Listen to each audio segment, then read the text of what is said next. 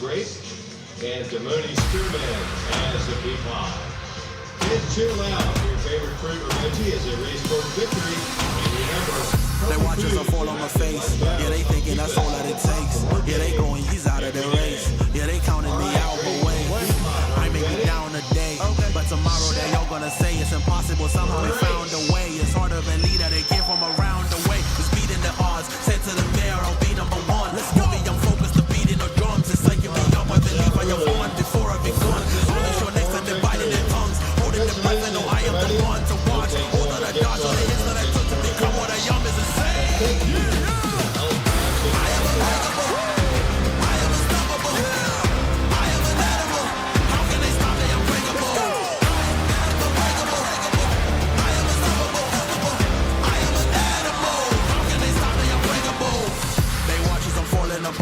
So much pressure, they're calling it hard. It's an understatement, the scars are the proof it was deep, it was hard. I may be down today, but tomorrow I'll work, I'll train even harder. Come ballad, the rain fall down on me. I will remain the last one standing, I aim everything in me at a task at hand. Got it on lock like Azkaban. Only the focus is laser, sharp like a razor. Cut through the Dow, was stuck in the drought, keep jumping around, kick up the dust, yell at the heavens, the rain falling down. My clothes are drenched, the summer, the strength, cause they do it in the walls, the fake success, the revenge.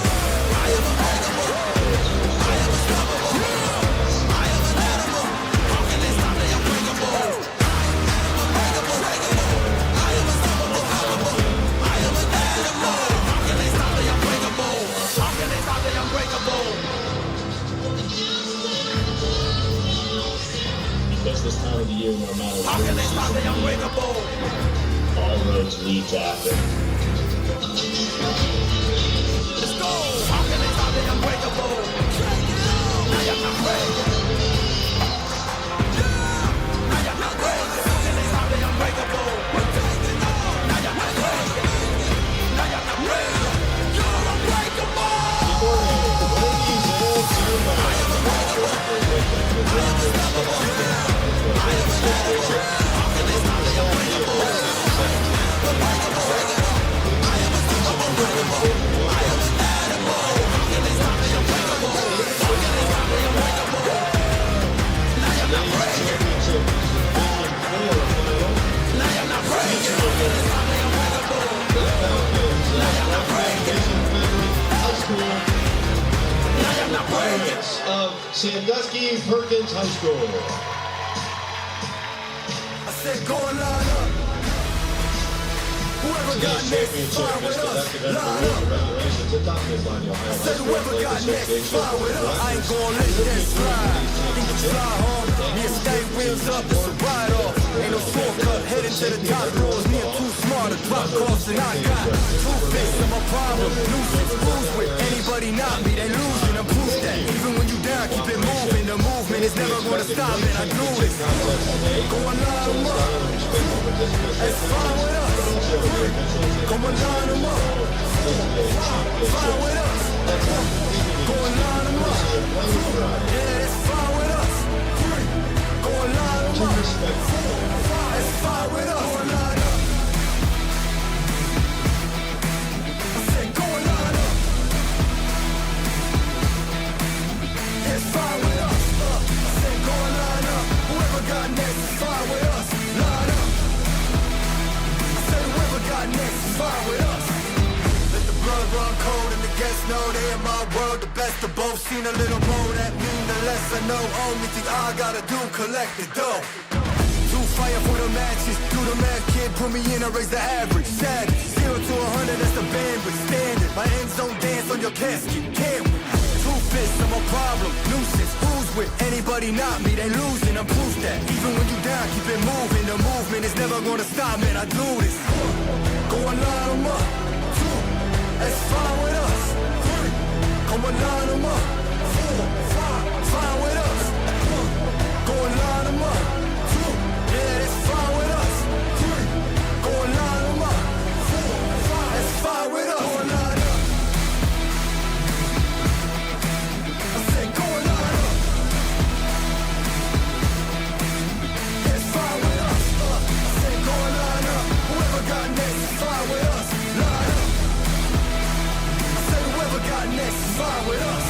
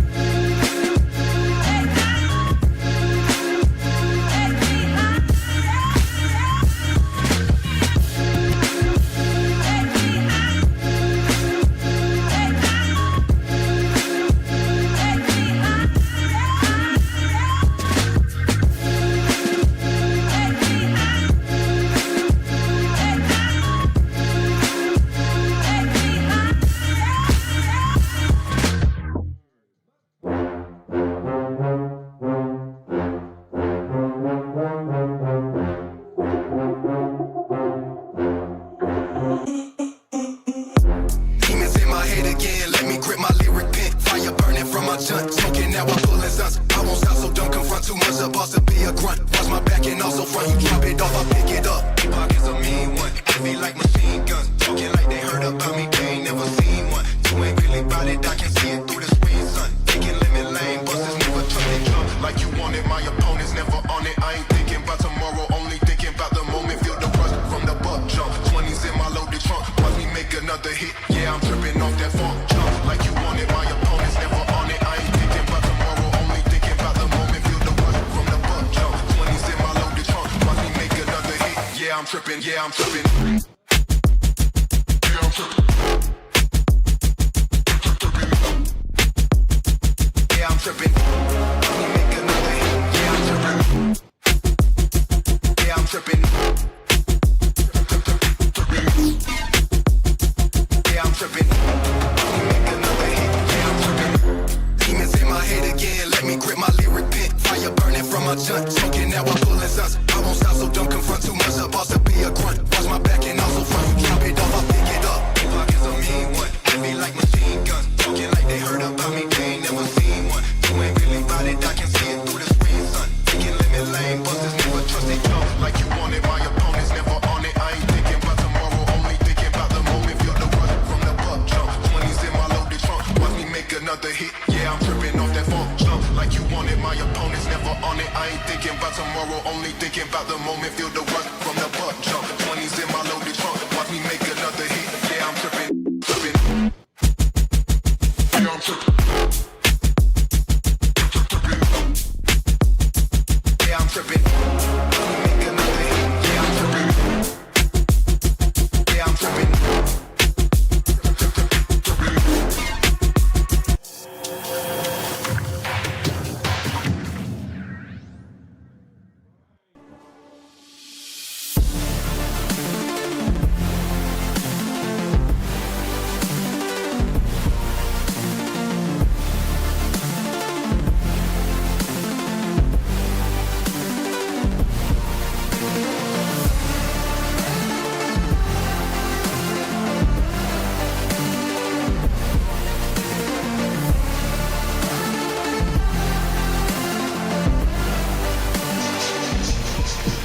OH Report Nation, I've got 3 words for you.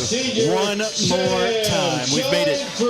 We've made the red-eye trek to 717 Credit Union Park for this Division IV state championship, and the Perkins Pirates have 3 other words for you. Run it back. After heartbreak just a season ago at this stage, the Pirates return for the final high school sporting event of the season, and they're set to battle one of the top-rated sophomores in the country, who has led his unranked Fenwick Falcons all the way to the title. Can Bishop Fenwick make it a 3rd state title for the Greater Catholic League, or will Perkins take home their first in program history? Find out next, right here on the OH Report.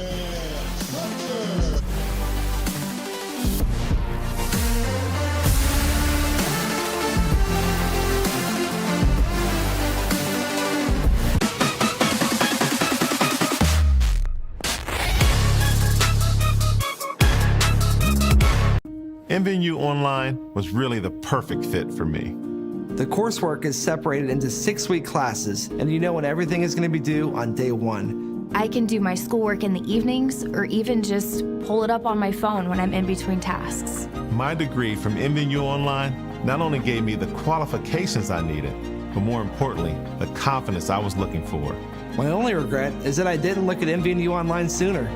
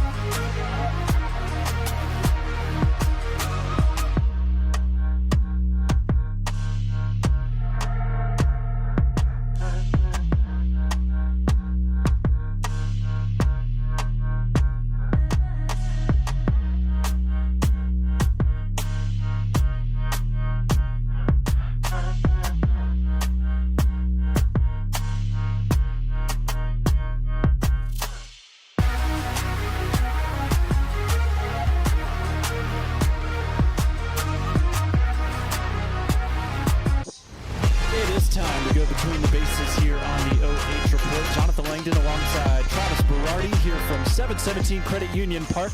It is the final of 7 division championship games here from Akron Rubber Duck Stadium.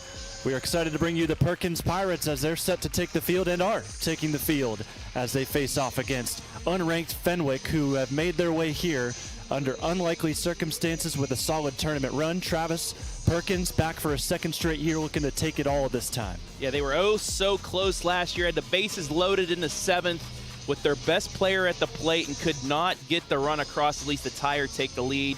But hey, they're back right here. They had the battle though in the semifinal, but they were able to get past Cardinal Mooney to get here once again. Both teams playing the same guys as they did in their state semifinals. Let's go through that Franklin Bishop Fenwick starting batting lineup for you, as Hudson Crakey will lead off in center field. Batting second is the pitcher today, Carter Shouse. Isaac Barker bats third.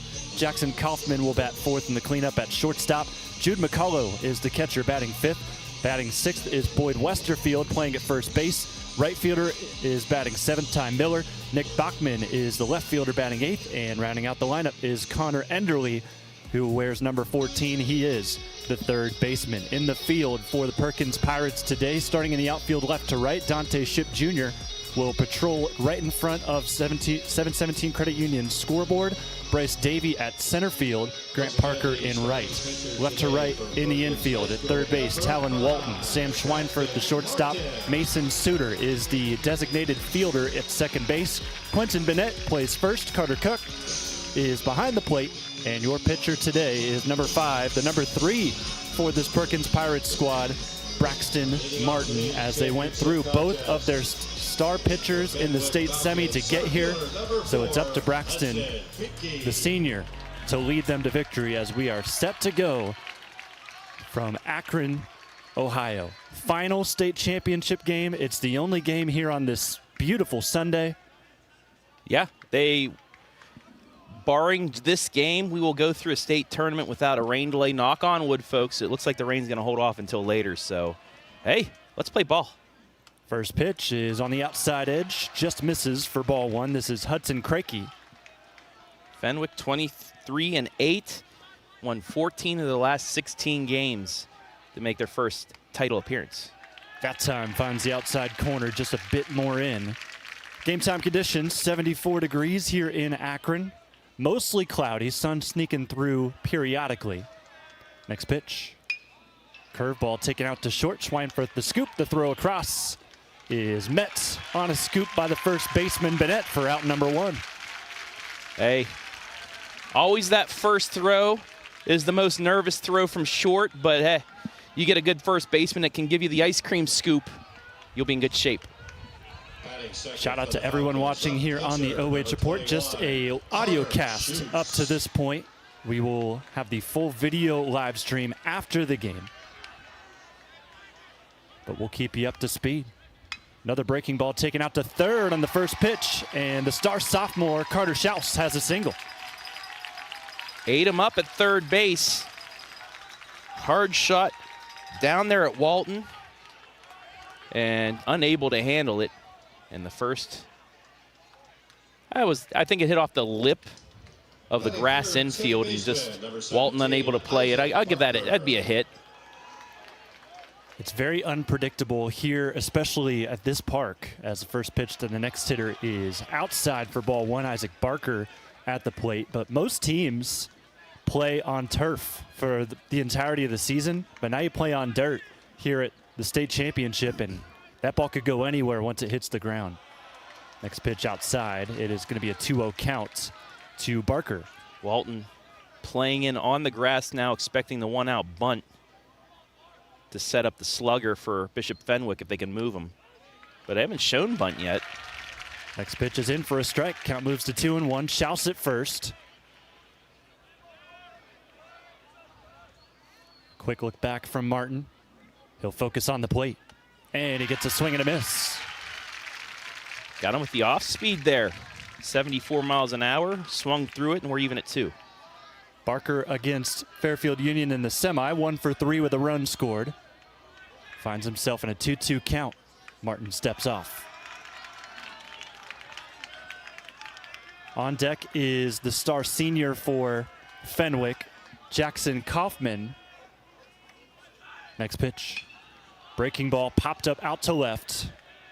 Ship, plenty of time to get underneath it. There is out number 2.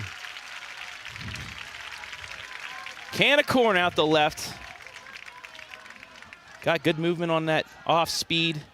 Dipped underneath it. Just a soft fly ball out the left, 2 away. And unlike yesterday, Perkins trying to get through this first inning unscathed. Yeah, Cardinal Mooney was their opponent in the semi. 3 runs in that first inning they scored. Martin from the stretch gets a first pitch swing, pop fly, similar to what we just had over in left. And Ship makes out number 3, so no runs, 1 hit, no errors. 1 left on for Fenwick in the top half of the first.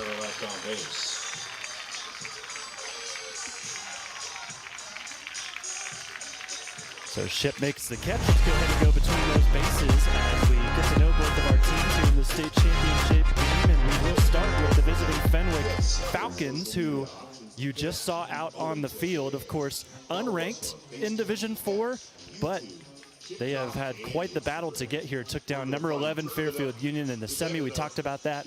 Licking Valley was ranked 8th. They're actually the defending champions in this division, but they were able to knock them out in the regional semis. This is their first state title appearance since 1981. Yeah, we'll see if they have some jitters after, you know, getting through a cruise. They almost had a 10-run rule victory in that Fairfield Union win. Fairfield Union scoring a couple late, but always the first inning very important for a team that hasn't been here before.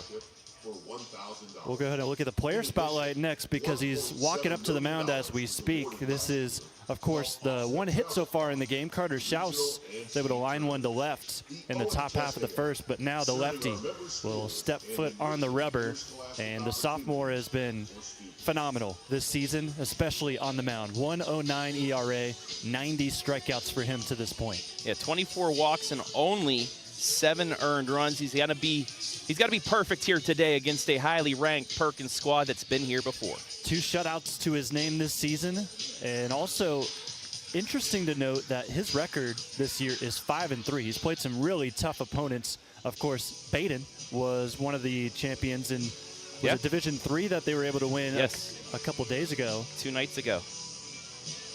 So they were able to be state champions. They went undefeated in the Greater Catholic League. Baden did. And Fenwick went 6-4 in that league. And then St. Xavier were the state champions of Division 1. They also play in the GCL.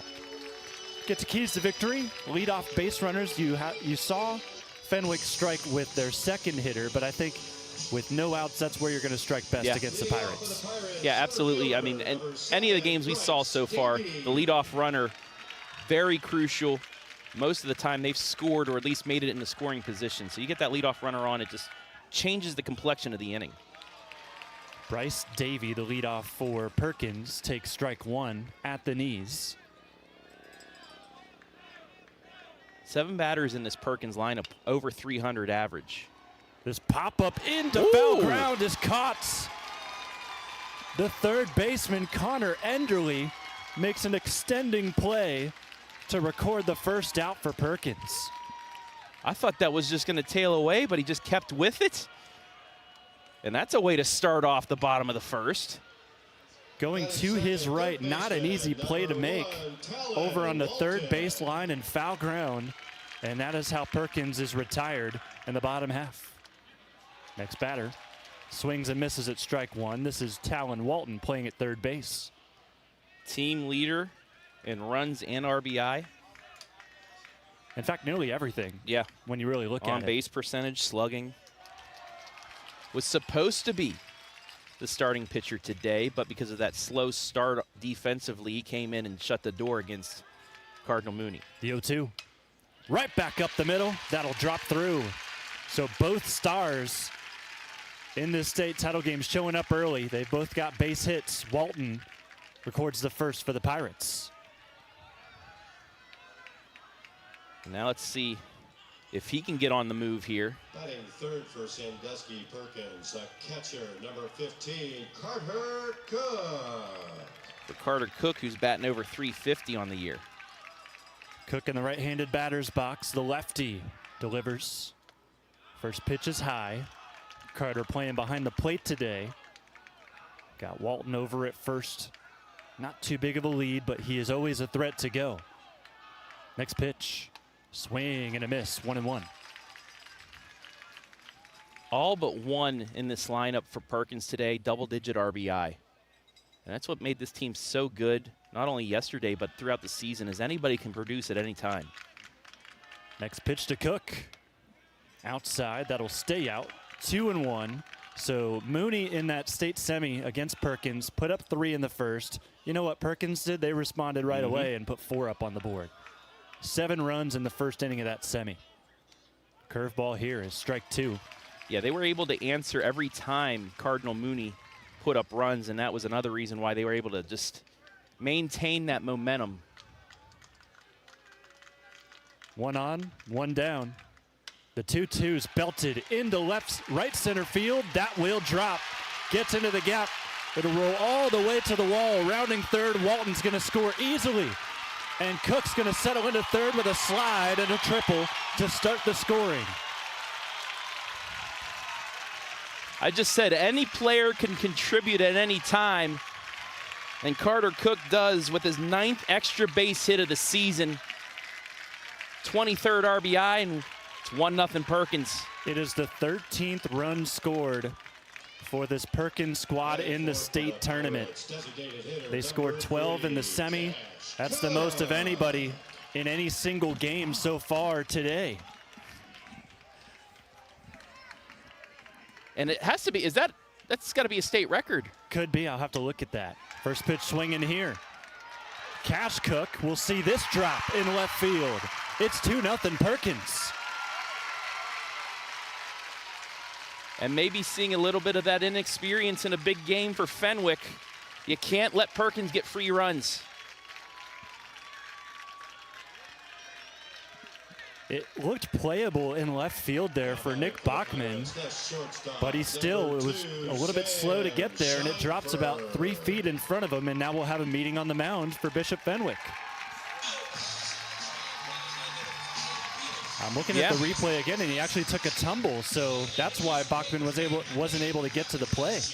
Yeah, and I think we did have a little precipitation overnight. Humid out here this morning. The grass, it's a little slick out there, and if you don't have your footing, it could really affect you.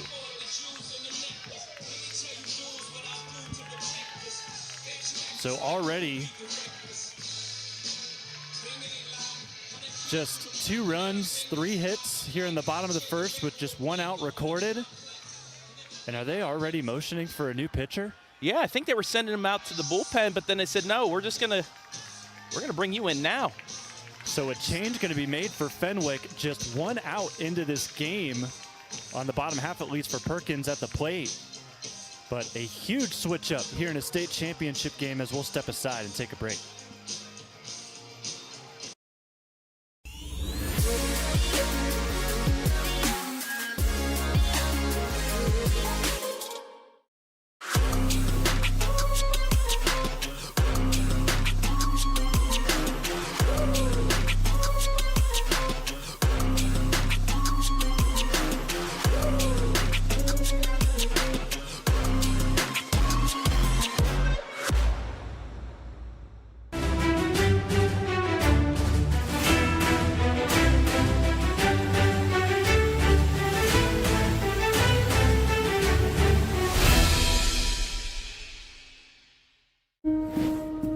After high school, kept hitting my head on that proverbial glass ceiling because I didn't have a degree. I started working right away, and I really wanted to get into leadership, but I kept getting passed up because I didn't have the formal training they were looking for. Through volunteering and substitute teaching, I discovered a real passion that I knew I wanted to pursue. MVU Online was really the perfect fit for me. The coursework is separated into 6-week classes, and you know when everything is going to be due on day 1. The MVNU online student portal is so easy. I can do my schoolwork in the evenings or even just pull it up on my phone when I'm in between tasks. My degree from MVU Online not only gave me the qualifications I needed, but more importantly, the confidence I was looking for. It almost seemed like opportunities were coming to me, as opposed to me having to search for them. My only regret is that I didn't look at MVU Online sooner. It was really the final piece for my career to take off. Time to go between the bases here on the overage board as we wait on this pitching change for Fenwick. What a turn of events. 2-0 Pirates, and they take out the ace for Fenwick with just 1 out recorded to his name. Gives up 2 runs on 3 hits, and that's where the Pirates are sitting pretty right now. Let's go and look at their team spotlight coming into this game. Of course, didn't get a look at it too much earlier, but they come into this game 24-6-1. They had a tie where they had I think it was a weather delay where they didn't want to make the trip back to play the game, so they ended up just settling with a tie. But the Pirates, they've rolled through ever since that moment. A 6-5 loss to Calvert is their only in their last 10 games. And that was one of those just scrimmage type games in between state and the regionals. So you get your pitchers some work, you get your batters in there to score some runs, but if they played Calvert in a regular season game, that's probably a 1-0, a 2-1 game. So it's just, coaches always save that a game or two in case they get late into the tournament, and that's exactly what that was. But I'm interested to see. I think we might have seen an injury from Shouse. He came off. They didn't even give the bullpen any time to warm up. That's why it's taking a little bit longer for the warm up here on the mound. I don't see him up in the dugout as well, so hopefully he didn't do anything serious to his arm. But and at the same time, it was a hard switch. He is taken out for a completely new player, so he is not able to come back into this game. So Caleb McMonigal will be the new pitcher for Fenwick. They go from a lefty to a right-hander, and he will have to deal in a quite precarious spot for Fenwick going up against one of the top teams in Division 4. Let's get to that player spotlight for these Perkins Pirates. And of course, a lot of options here. It's a very good team, but Talon Walton is the first run scored of this game, and he's the Division 4 player of the year. He is the reason why they're here today. He came in relief, shut down Cardinal Mooney, and with his bat as well, him alongside Davey yesterday. Shout out Bryce Davey too, very, very thankful for his MVP interview. Shouted us out last night. But that's a 1-2 punch right there. And then you have Carter Koch as well. This lineup up and down this year, this is an unfinished business year for Perkins. And if you are just joining us, of course, this game started not too long ago. We got to get you up to speed because so much has happened. Had 1 hit there in the top of the first for Fenwick. Weren't able to do anything with it.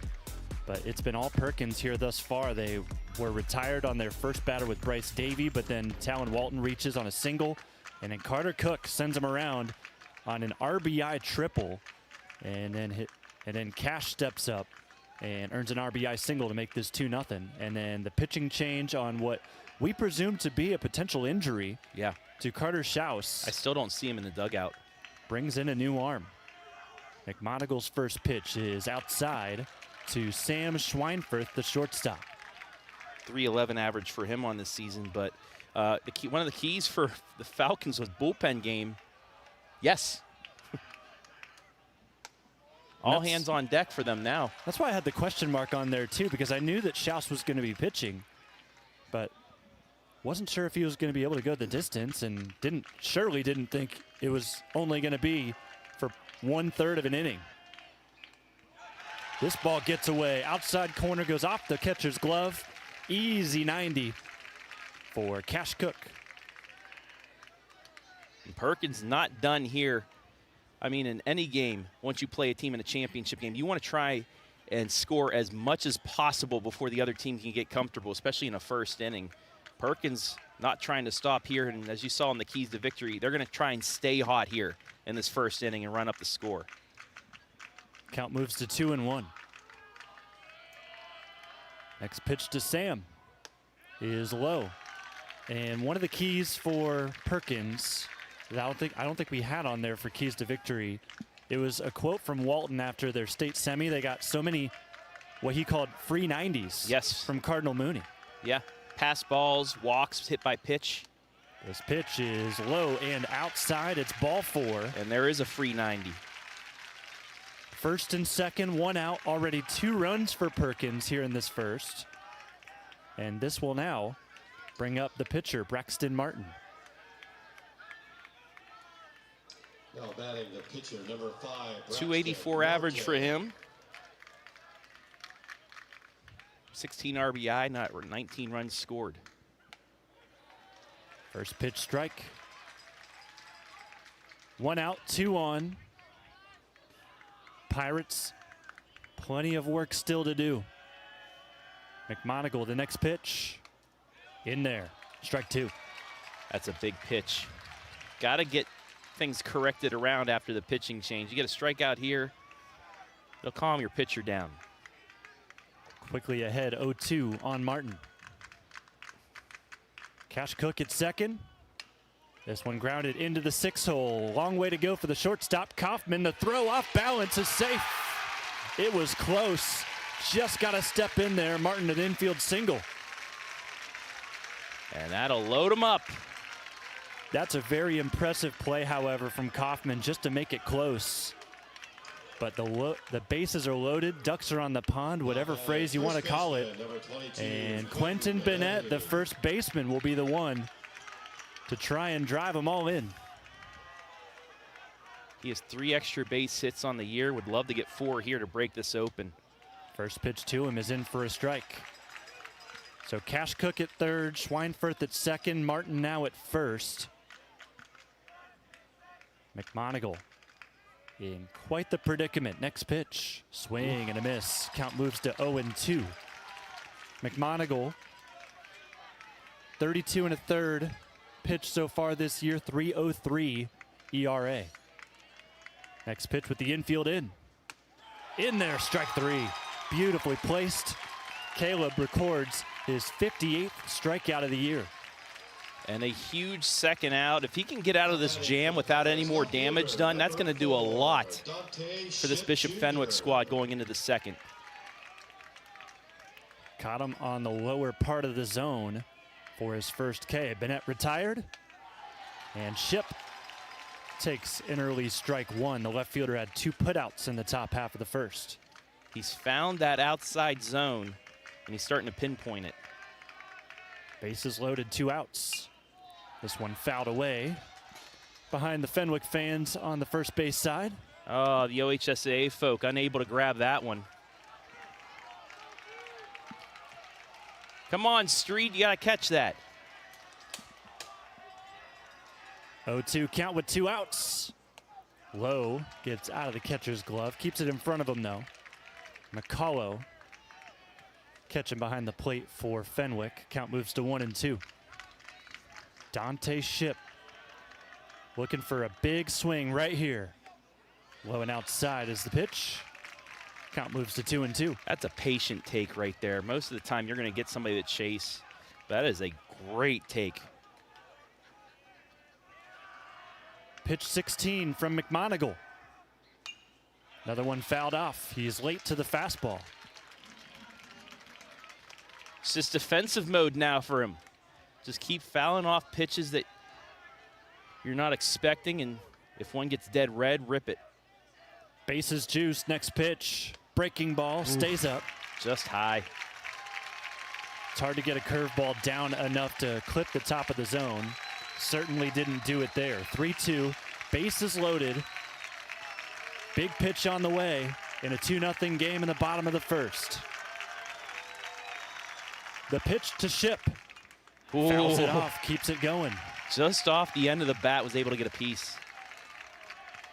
Runners will be moving on the next pitch, as they were on that one. Cash Cook at second, or at third. Schweinfurth at second. Martin at first. The second payoff. Reached at top of the zone. It's fouled away. Not this pitch, but the last pitch, I believe. I think that was his best one. I think that was his strikeout pitch, and he was able to foul it off. So now he has to reset and try to get it by him. He's been fouling everything off in his arsenal. The next one to Dante. Low, ball 4. And Fenwick walks in. A Pirate run. It's 3-0. What an at-bat. Ship the 8-hitter. Batting like he's the leadoff. What an at-bat. It's 3-0, and now instead of escaping the jam, we're going to have a mound meeting. Time called, and first-year head coach, this is Doc Weiland stepping out to talk to his team. He immediately went over to the catcher, McCullough. It seems as if, and this could be presumptuous, but I think the catcher may have gone a different direction. He may have gotten a call from the dugout for what pitch they wanted there on that full count, and he may have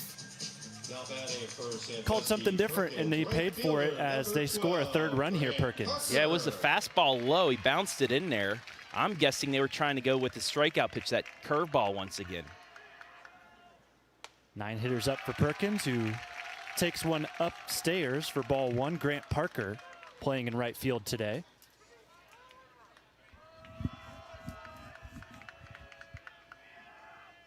The 1-0 is taken for strike 1 on the outside line.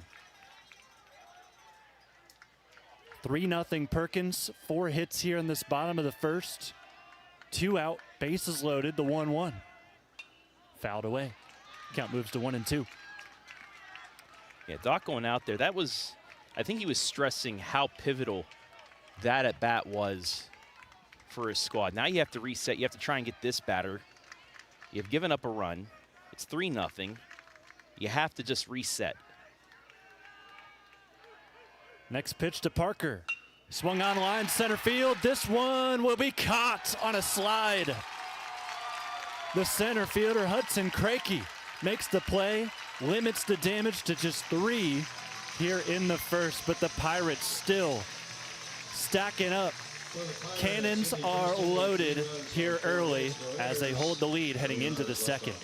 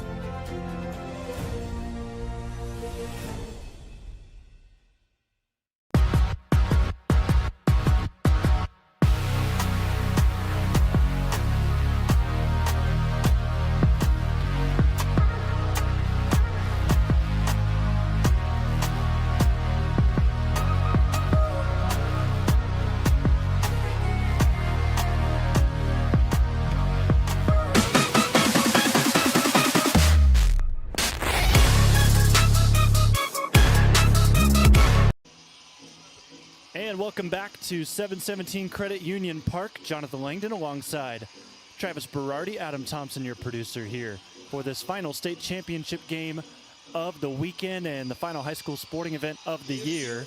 And our final stream for a sporting event of 25-26. We did it! We made it! 2 fist bumps from Adam Thompson, our director, as we get set for the top of the second. Fenwick has a lot of work to do as they trail 3-0 after a chaotic first inning that took 28 minutes to complete. But the best thing for Braxton Martin. First pitch swinging. I'll say Jude that in a McCullough lines it out to Ship. That's his 3rd put out of the game already. Yeah. They're really swinging out ahead of Martin's fastball. They're going first pitch a lot, but that's why you have one of your best players out there in left field. But from Martin, as the home team, you love coming out for your second time on the mound with a lead. The comfort zone, I've talked to many pitchers throughout this season, the last couple of seasons. You get that lead early on, it just lets you go to another comfort level. Martin continues to work. Another first pitch swing, grounded over to first, and Bennett tosses it over for out number 2. So an L7 starts things out, and then a simple 3-1 makes this very quickly 2 outs here in the top of the second. And then a shutdown inning from your pitcher, that just pumps your offense up. If you can get this out here, was that 2 pitches, 2 outs? Yes. Ty Miller will now have to step in. Got to think he'll be taking this first pitch. That he does. It's a strike on the outside corner. That's the last thing you want after a chaotic inning, to go 3 pitches, 3 outs. You're going to see a lot more patience here. Your pitcher just sitting down for a second has to get right back up. Next delivery. Swing and a miss, 0-2. Braxton Martin, you can tell he is playing with house money after that bottom of the first where Perkins scored 3.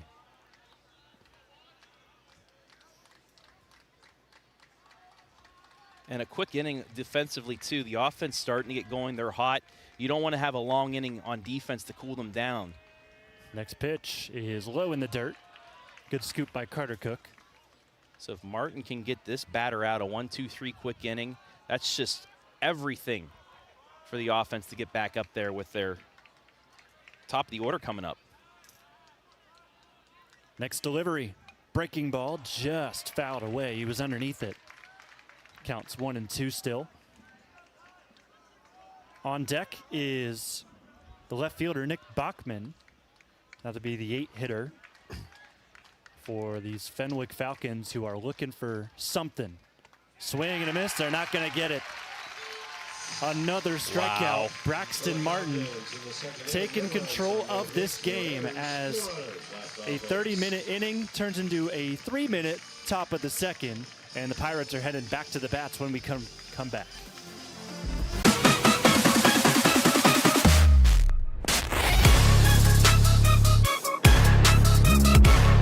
MVU Online was really the perfect fit for me. The coursework is separated into 6-week classes, and you know when everything is going to be due on day 1. I can do my schoolwork in the evenings or even just pull it up on my phone when I'm in between tasks. My degree from MVU Online not only gave me the qualifications I needed, but more importantly, the confidence I was looking for. My only regret is that I didn't look at MVU Online sooner.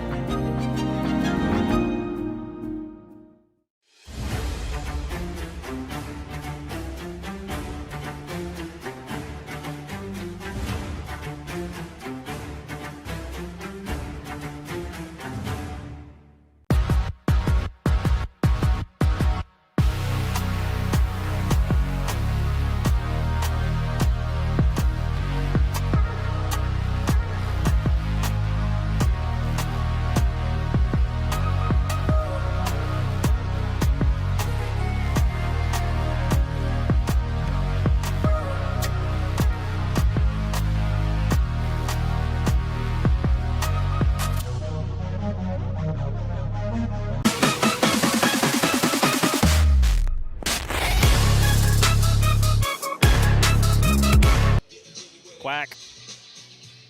Everybody was involved there in that bottom of the first for Perkins. We're already back to the top of the order to lead off the bottom half of the second. So Bryce Davey will step in the left-handed batter's box. Caleb McMonigal will have to try and weather the storm. 24 pitches it took him to get through that first after coming in for Carter Shouse, who was pulled after just a third of an inning pitched. This first pitch is fouled back. It'll be strike 1 for Davey. You're going to want to say, like, McMonigal wants to be like McGonigal and transform this team into a winner. Eh? Oh, yeah. Eh? Eh? Squares the bunt. That'll just be fouled. So it might only be the bottom of the second, Jonathan, but this is a very pivotal half inning for Fenwick. If they can get the 0, it kind of calms them down, resets them as they have 9-1-2 coming up in the top of the third.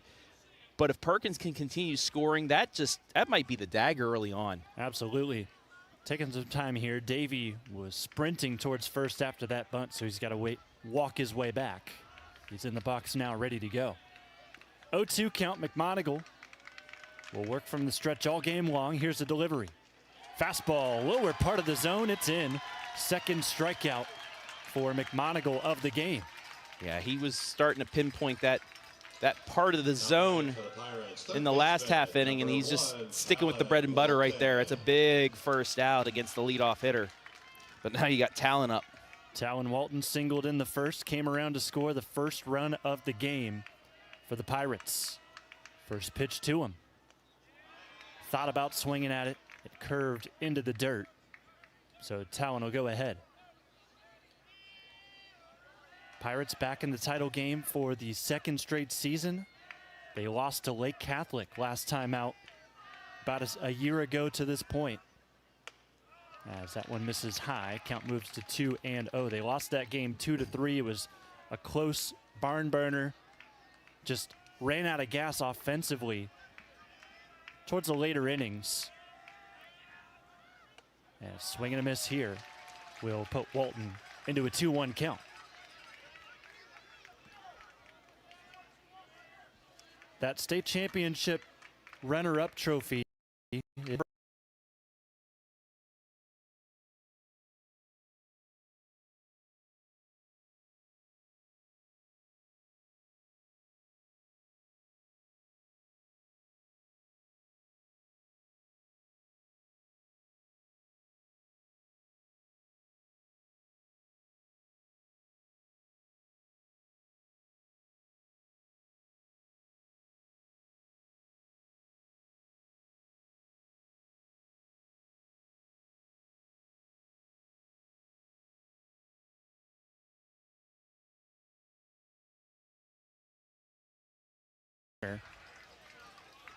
They drove one to the Cleveland Clinic sign out on the wall for the first RBI of the game 1 inning ago. Earned himself an RBI triple. Fastball right down the middle. It'll be an 0-2 count. 1 out, 1 on here in the second. Perkins already up 3-0. That was Carter's 9th extra base hit of the year. Decent lead at first from Walton. Carter Cook will watch that one go as Walton dives into second without a throw. I was expecting him to use that speed the last at bat, but he didn't need to because of the triple. And now Carter, another Pirate on the ship. Number 3, Cash Cook. That was strike 3, in fact. So it is Cash Cook stepping in. Third strikeout for McMonigle. This one fouled back for Cash as he starts his AB. And now I understand why they didn't throw down the second. You get the strikeout, you get the second out, and you avoid maybe a throwing error that puts the runner on third. You just let him go. Now you face the batter. Oh, what a jump. And he'll be in there easily as this ball gets away.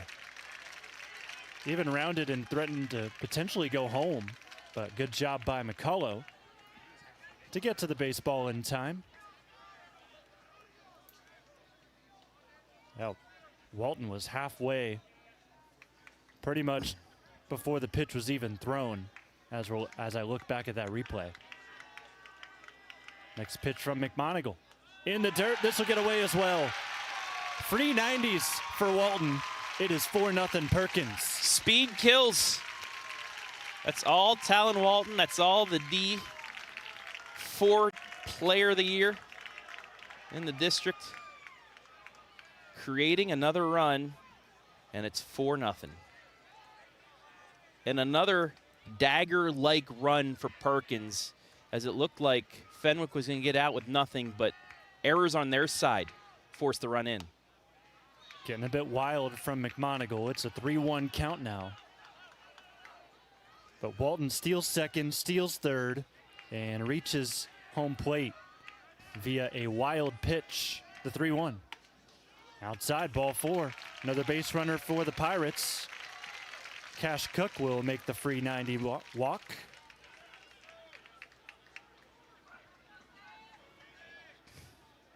And that will now bring up Sam Schweinfurth. Number 2, Sam Schweinfurth. Batted 9 in the first inning. They're on their 5th of this second. First pitch is inside. Schweinfurth a walk his first time up. Went all the way to third, was not able to score. So there's a check to first, not in time.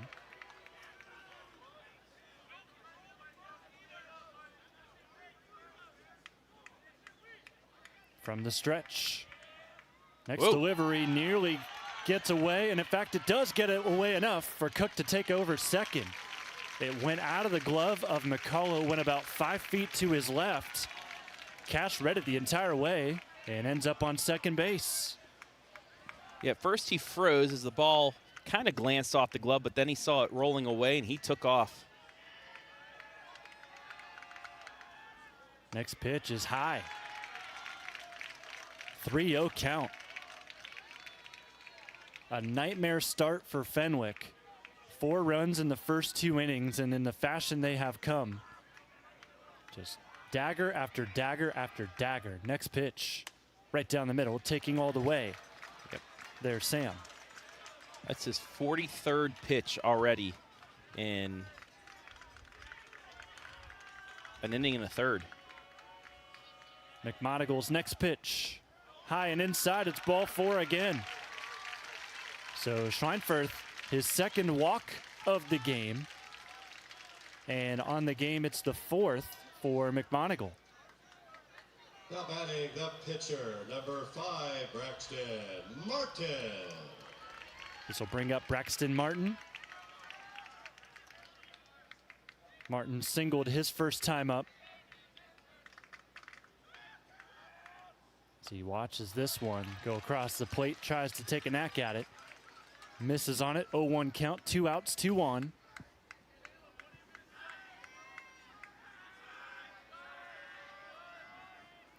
Martin chips at that one foul. Count moved to 0-2. Last game against Mooney, 2 for 3 with an RBI double. So he was able to step up at the plate, and for that reason, there's been a lot of confidence put in him on the mound in this game before he even threw a pitch. He has been reassured by his teammates that he's got the stuff to get it done. Next pitch, swing and a miss, got by him. Late swing. It's the 4th strikeout for McMonagle, but still a run crosses the board thanks to Talon Walton's base running. Steals second, steals third, reaches home in a wild pitch. It's 4-0 Perkins.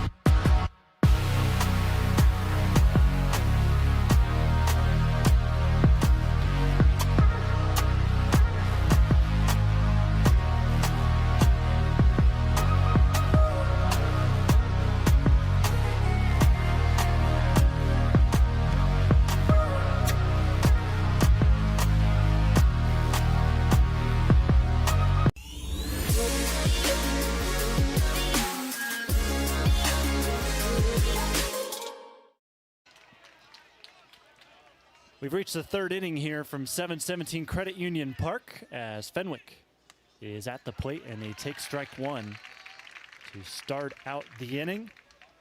This is Nick Bachman, the left fielder. Martin, it has been very good work for him on the mound as he gets a swing and a miss out of a breaking pitch. That's now 19 pitches, 15 strikes. Took the words right out of my mouth, Jonathan. I just looked over there at the scoreboard. Very efficient start to the game for him. The 0-2. Upstairs, just a bit high. Yeah, just a bit over the lettering.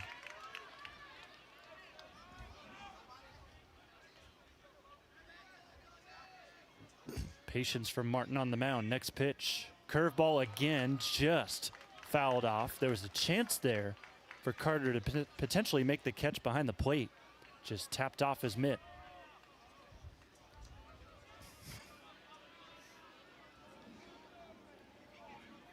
Bachman, 2.31 average on the year. Swings and misses at another curveball. It's the second strikeout for Braxton Martin. Couldn't have asked for a better start from Braxton Martin. He came into the game only with 16 strikeouts on the season, 14 walks. He lets the ball get put in play. He lets his defense make plays for him. 14, and that is why they really trusted him with the ball here today. That's why they had faith in him and allowed Talon to pitch the second half of yesterday's game. 1-0 count now to Connor Enderle, the second leadoff. Will round out the batting lineup for Fenwick. Turn the order coming up. Swing and a miss, strike one. Counts even. Next pitch. Curveball in there, strike two. That breaking pitch is working. Yeah, it's got some great movement on it. It's 68 miles an hour on the gun. Pulling the string. Next pitch from Martin. Goes to it again, grounded over to third on a hop. Walton throws over. And it's out number two. I mean, when you have one of the best pitchers in the SBC over there at third base, you know he's able to collect himself and still throw a dart. Looking at the replay, this hopped right into his chest, but a great job by him using his body to make the adjustment and make the throw as well in plenty of time for out number two. Top of the order back up for Fenwick. Hudson Kreike. Watches the first one sail high. And I'm looking in the on-deck circle, so it is confirmed Carter Shouse's day is done because you've got McMonagle in the on-deck circle. Pitch is outside. Count moves to 2-0 on Kreike. Yeah, it's a straight switch at pitcher. So that should keep their DH. Well, my correction, they didn't have a DH in there, so that doesn't affect anything, but it was a straight switch at pitcher.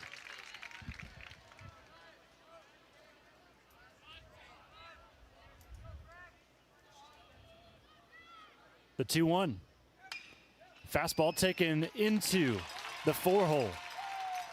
It'll be a single for Kreike. Second hit of the game. Both coming from their 1 and 2 hitters in the lineup. Falcons now will see a new bat step up with McMonagle. Looking for some 2-out hitting. Now batting for the Falcons, the pitcher, number 8, Talon. So there he is. At least we see him back out in the dugout now, which is a good thing, good sign, but don't know the extent of the injury or whatever it was. First pitch strike. He's just kind of spamming that breaking ball. Yeah. If it ain't broke, don't fix it, I guess. Absolutely. 2 outs, 1 on. Fenwick, just 2 hits, no runs so far in this game. And they've been soft hits, too. Outside there on that. The 3 balls that Fenwick's been able to barrel up have been hit right to the left fielder. 1-1 count. The next pitch. Swing and a miss. Count moves to 1-2, 2 outs. Looking for a third strikeout for Braxton Martin. It'd be the second in this inning alone. Short lead over at first by Kreike. Next pitch, curveball, just got a piece. That was really close. I think he hit the knob of the bat on that one. He was completely fooled. And that's what being able to locate a curveball can do. It makes some of these players sit curveball, and then that's when you can use that fastball to blow it by them and then completely throw off the batter. Pitcher's battle. Throw over to first will not be in time. Throws a bit off to the left as well. Good catch from Bennett to keep it from going out of play potentially.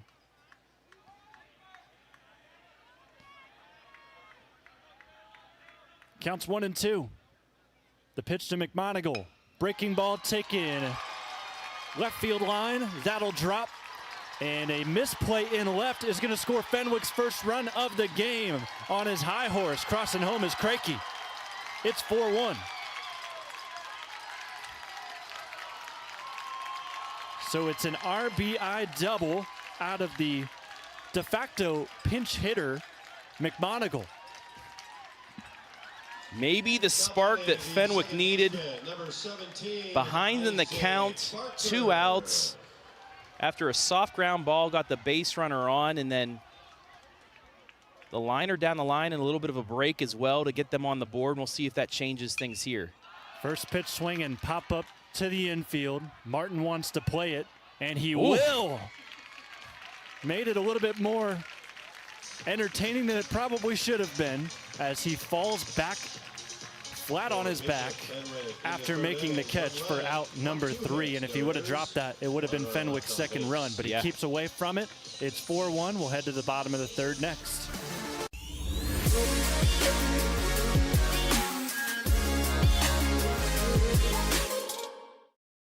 MVU Online was really the perfect fit for me. The coursework is separated into 6-week classes, and you know when everything is going to be due on day 1. I can do my schoolwork in the evenings or even just pull it up on my phone when I'm in between tasks. My degree from MVU Online not only gave me the qualifications I needed, but more importantly, the confidence I was looking for. My only regret is that I didn't look at MVU Online sooner.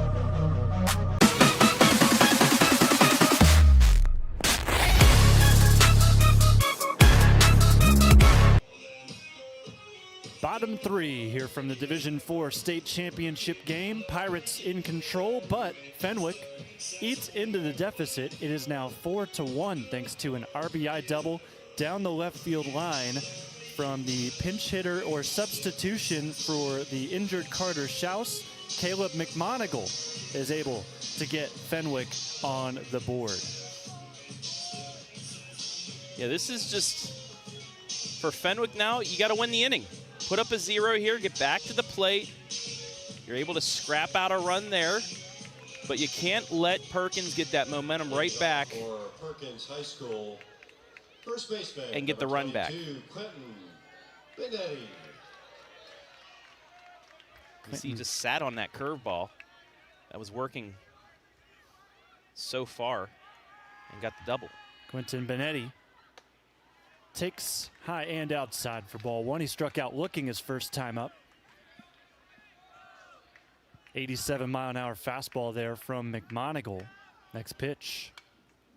Went fastball again. It's fouled back. Counts 1-1. 4 runs, 5 hits for Perkins. 1 run on 3 hits for Bishop Fenwick.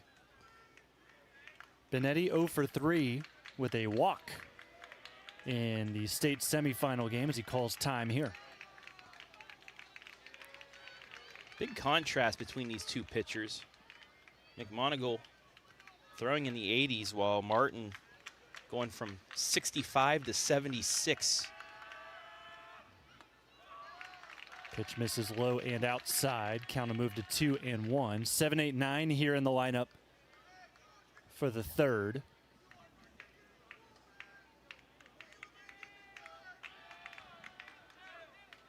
Next pitch. Pop up. Watch out, Travis. That one just about 4 or 5 feet above his head. Actually hit the speaker right above my head, as you see me jumping out of the way of that with the camera. Count moves to 2-2. Outside, we're full. Good work here from Quentin just to stay in this AB. Very patient looking. Hopefully he doesn't look too much, just like he did his last at bat. Next pitch. Up in the zone or out of the zone, and it is ball 4.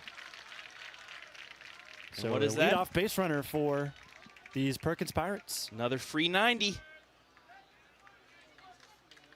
We're going to get a courtesy runner in for him. And we also got a graphic, thanks to Adam Thompson. We've got our free 90s. Pitch running for Perkins High School at first base. That's kind of the philosophy they have, where they're just going to take what's given to them. I mean, everybody's going to do that, but it just feels different for Perkins because they hustle for those free 90s. Well, also, that's the difference in this game right now. The free 90s they got in the first inning. Check over to first. The free 90s allowing Walton to take second and third and then score on the wild pitch. That's been the difference. Dante Ship at the plate. Reaches for one. Grounds it over to first. And a dive to the bag will be the first out of the inning. It's a fielder's choice. A little bit tougher of a play than they thought it would be. As Westerfield Right fielder, number 12, needed all of that dive Parker. just to beat out the runner. Runner advances to second. So run in scoring position now. As Grant Parker takes upstairs for ball 1.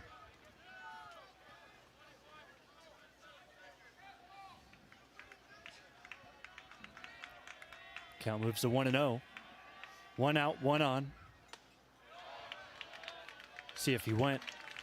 The appeal to first says he did not, so the count will move to 2-0. Got a good angle here. Yeah, you didn't. 2-0 count.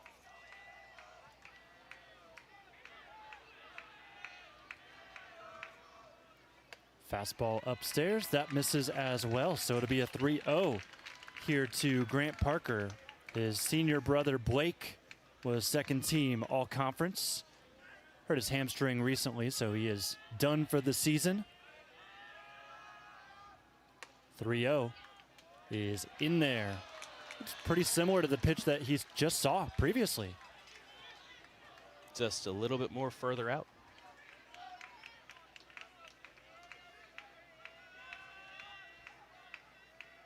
The 3-1. Pop-up. This will be in play. Looks like the shortstop Kaufman will make the catch for out number 2.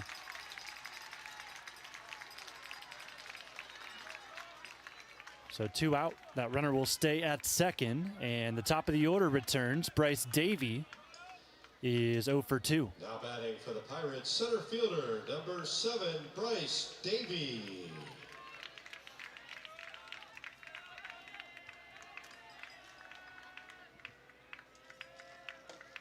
Center fielder looking to make his stamp on the game. As McMonigle will throw pitch 60. This one fouled back. On deck, Talon Martin, who is 2 for 2. So if you're Fenwick, you're certainly looking to make the final out right here. Going to be a tough task, though, because Davey, he's a hard out. As we've got a balk. McMonigle slips up and will allow that courtesy runner to head over to third, now 90 feet away from scoring. Yeah, had the right foot on the rubber. Started to get set and then backed off. Bunt popped up. Pitcher easily able to make it the catch as he trotted over underneath the baseball on the third base side. There's out number 3. Davies bunt unsuccessful. And Perkins will keep a 4-1 lead. No runs here in the third. We'll head to the fourth next on the OH Report.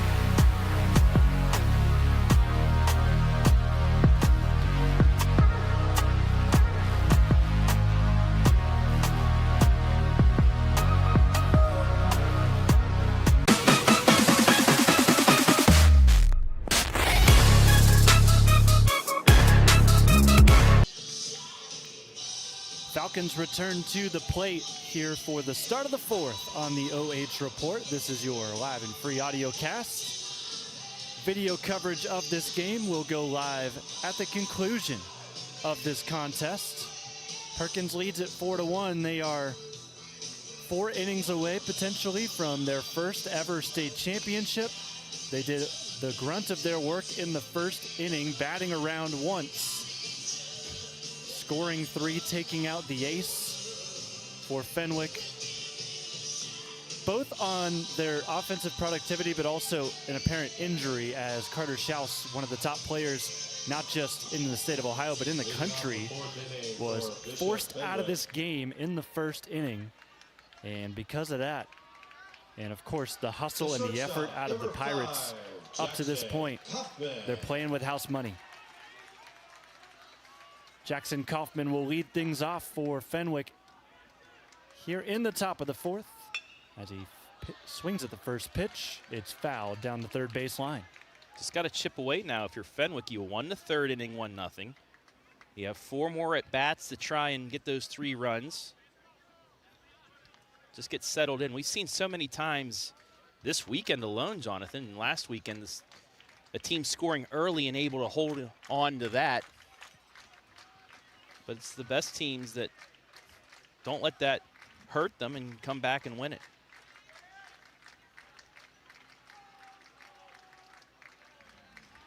Braxton Martin fires another one in, this one high at the letters. Kaufman leads the team with RBI. Of course, nobody on right now. He's got a home run on the season. He leads the team in doubles with 12. Takes a breaking pitch down in the zone for strike 2. It's 1-2. Did see a kid from St. Xavier hit 2 home runs out here, but that's the only time that's ever happened, so don't think we'll get to see that here in this at-bat. Next pitch, fastball taken out to right, shallow right field. Second baseman coming in for the catch. Mason Suter making his presence felt. The designated fielder records out number 1. And that is the right player to get it. He had the perfect angle, able to track it down, had 2 players backing him up just in case he was unable to, but a big first out here Stepping to the plate for the to get the Falcons, slugger. Catcher, number 25, Jude McCullough. So the catcher will step in, Jude McCullough, another senior for this group. Swings at the first pitch. This could stay in play. It's in foul ground, and it will drop about 4 rows into the bleachers. Jude this season, a .308 hitter. One of 4 players to record a triple for Fenwick this year. Maybe need something of that variety to get this offense going in a 3-run deficit they hold right now. Perkins taking their time getting back to the plate. A little bit of a chat there between Martin and Carter Cook. All set to go. Curveballs up top. Misses to even the count at 1. And for Fenwick, too, Perkins has the top of the order due up in the bottom. Try and score here. Put pressure on them. This one driven out towards right, but a nice catch in stride for Grant Parker. It's out number 2. Read that perfectly right off the bat. If he doesn't, that might get past him for extra bases. Both defenses so far not letting anything possible drop. I mean, Perkins especially, because they just played in a game in the state semis where they saw 19 runs, 25 hits, and I believe 11 errors in that game. You know, they come here to state, they want to show everything. Hey, we can score, we can score and win in the shootout, and we can also win with our defense and a couple runs early on. Boyd Westerfield takes strike 1. Next pitch is high and outside. Count will be even, 2 out, nobody on. No business so far for Bishop Fenwick in this 4th. Next pitch from Braxton. Fouled. Late swing. That hits on the very last suite on the left field side. Yeah, with a bulletproof glass here. Last night you were editing. I was out here doing a highlight. It cracked right beside me. Had a little jump scare. You glanced up for a second. I was like, yeah, it hit there. Another one fouled. And there it goes. That bulletproof glass tested right on cue. I think that might have even hit the door, and if we were in that suite like we were last year, that would have cracked me. That would have socked our producer. The count's 1-2. Breaking ball, strike 3. Braxton Martin making light work of the Falcons. It's his 3rd strikeout today. 4-1 stays the score, headed to the bottom of the 4th.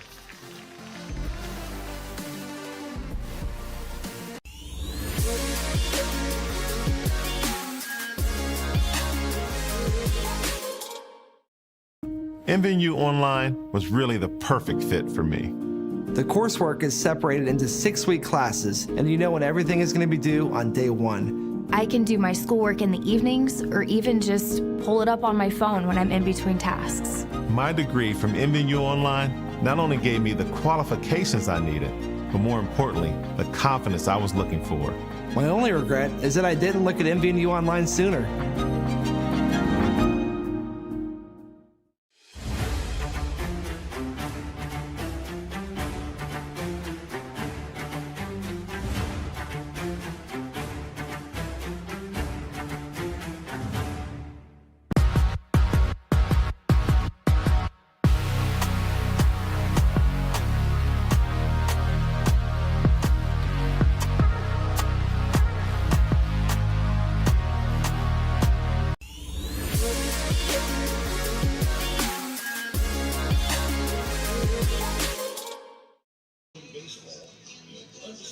.717 Credit Union Park plays host to a Division IV state championship between Perkins and Fenwick.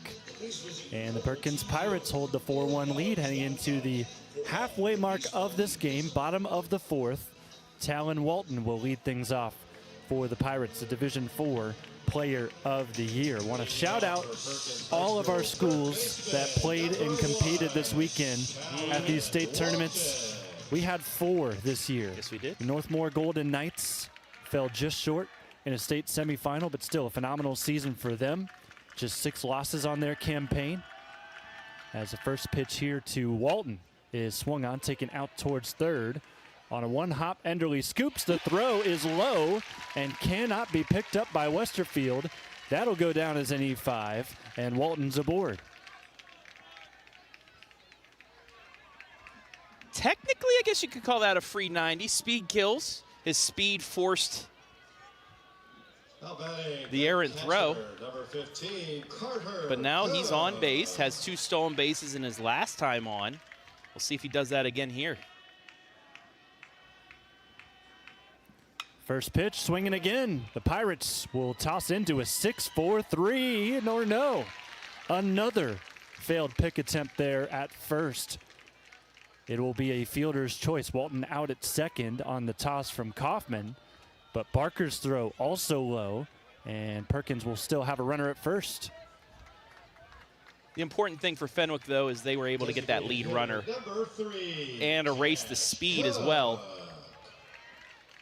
of Walton. Cash Cook now went on his check swing.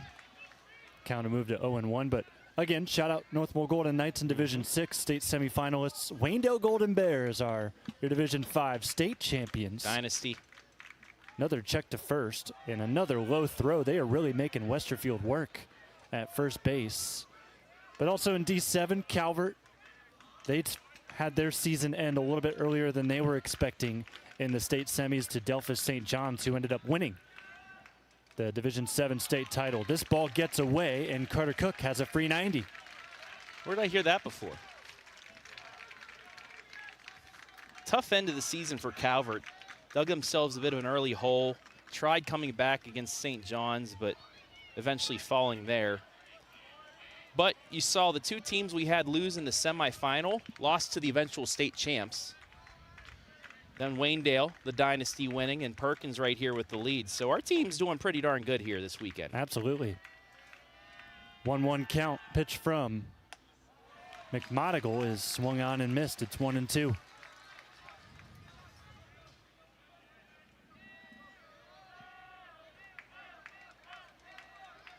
Carter Cook leading off of second. Cash at the plate. Next pitch to the dish. Oh, great on scoop. a hop. McCullough, a nice scoop, as you said, Travis. Count, though, moves to 2-2. Got himself some Dippin' Dots there. Cash today 1 for 1 with a walk. Next pitch to him. Swing and a miss. He was fooled on the breaking pitch. And it is a strikeout for McMonigal. That will go down as his 5th. 78 miles an hour, but still pulled the string. Number 2, Sam Scheinfurth. Scheinfurth steps in now.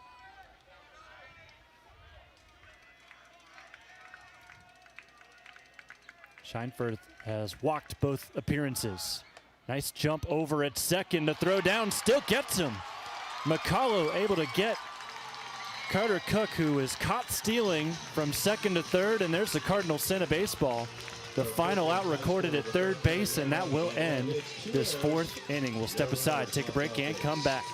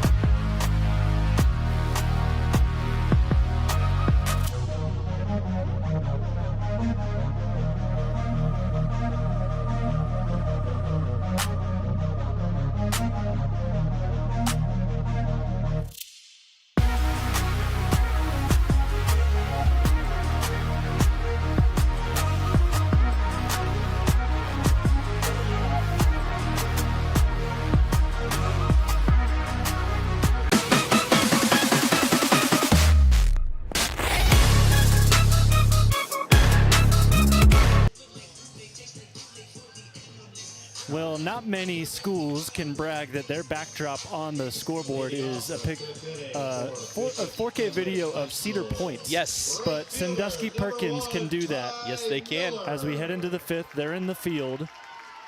And Fenwick has, again, work to do.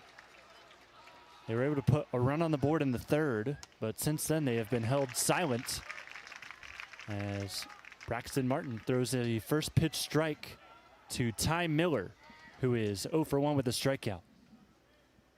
Breaking ball right across the plane, 0-2. Got a fun fact about Cedar Point. Distant relatives were the ones that sold the fries on the Midway back in the day when they first opened. Berardi's, also a restaurant in Huron and Sandusky. My great-grandfather's brother. Fastball upstairs. Count moves to 1-2. Our friend Chris Bliley actually sent me a picture of the Berardi's fry stand at a softball tournament. Fastball fouled away. Count moves to 1-2. Of course, I'm a season pass holder. I'll be back pretty soon. There you go. Which I'm going on Thursday. Okay. Yeah, you think they still sell Dippin' Dots there at Cedar Point? Swing and a miss on the 1-2. Fourth strikeout for Martin, and the answer to your question is absolutely they do. Are they still declared the ice cream of the future? That was like 20 years ago. It's the future. Should it be declared the ice cream of the now? Or? They were certainly ahead on the inflated prices. Hey, you're correct, sir. Ahead of their time for sure in that department.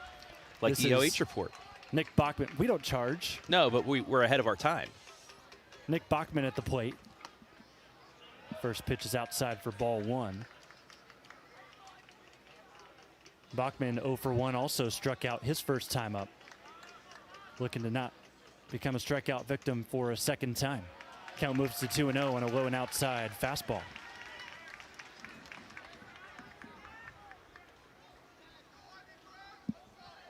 Bachman playing in left field today.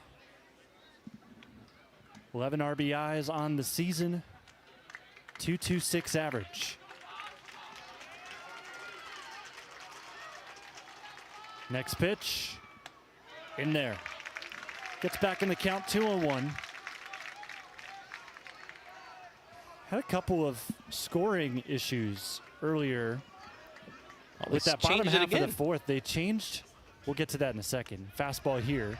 Just clips the outside corner for strike 2. They had 1 run, 3 hits, 1 error for Fenwick on the board. They changed it back to 2. There were 2 errors in that bottom of the fourth. Took a hit off of Perkins. The Walton play, at first we thought he beat it out. This one just outside. Count moves full 3-2. Go ahead, Trav. We thought he beat out the throw, and they changed it from an error at first to the hit, but then they changed their mind once again and said no. They saw probably some replay here and said no. Swing and a miss. Back-to-back Ks for Martin. Martin's saying no. That's now 59 pitches, 43 strikes. Efficiency, and that was his hardest pitch he threw that at 76 to blow it by him. Now batting third baseman. Second out of the inning, 5th strikeout of the game. Enderly. Connor Enderly will look to pick up the pieces. He grounded out to third his last time up. And it looks like he nearly did it again. In shortstop, a long throw will not be in time, but Scheinfurth got to credit the hustle. Yeah. Infield single.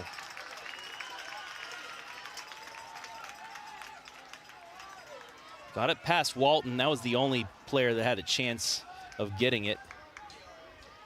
Center fielder, number 4, Hudson Crickey. Back to the top of the lineup. Hudson Crickey is 1 for 2, grounded to short his first time up, singled his last time up. And he swings at the first pitch here. High hopper, Martin. Or my mistake, Talon. Oh, what a tag. Throw. Pulls Benetti off the bag, tried to make the tag. They'll say he whiffed on it, or if he did hit him. And I think we're going to have Coach come out here to ask if he can ask the home plate umpire. Umpire was behind the play. I don't know. Can we get a slow motion, Mr. Thompson, on this? Because I don't know. He might have got the glove on him. It was a 2-hopper to third. Walton scooped it up, threw across, pulled Benetti off the bag, and on his follow-through, Benetti was able to try and tag that runner, which I think he did, but I think the umpire's call in the field is that he was on the bag as he was tagged. So we'll see. They're discussing it. If it stands, it'll be Crickey's second hit of the game. He's safe. And it does stand.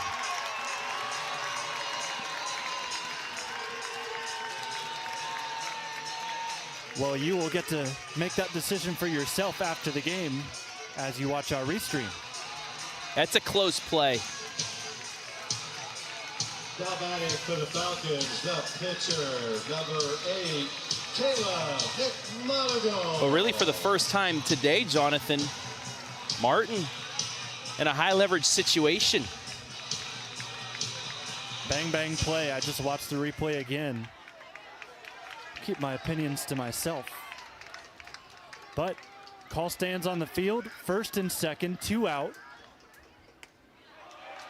And the first pitch here to Caleb McMonigle is low for ball one. McMonigle was not even in the lineup. He comes in place of Carter Shouse, who is taken out early via injury. He is driven in. The only run of this game for the Fenwick Falcons as he swings and misses. Count moves to 1-1. If you're Martin, though, you don't have to be too frustrated. Those two hits were infield hits. It wasn't like he gave up hard hit balls there for those singles. Look back to second, next delivery. In play, pop up to right. Coming in the second baseman will haul it in. Soder records out number 3. And Martin gets through his first minor jam of the game. Keeps just 1 run on the board for Fenwick. It's a 3-run cushion for the Pirates as we head into our 5th inning stretch. The final one of the year, Jonathan. Let's make it a good one.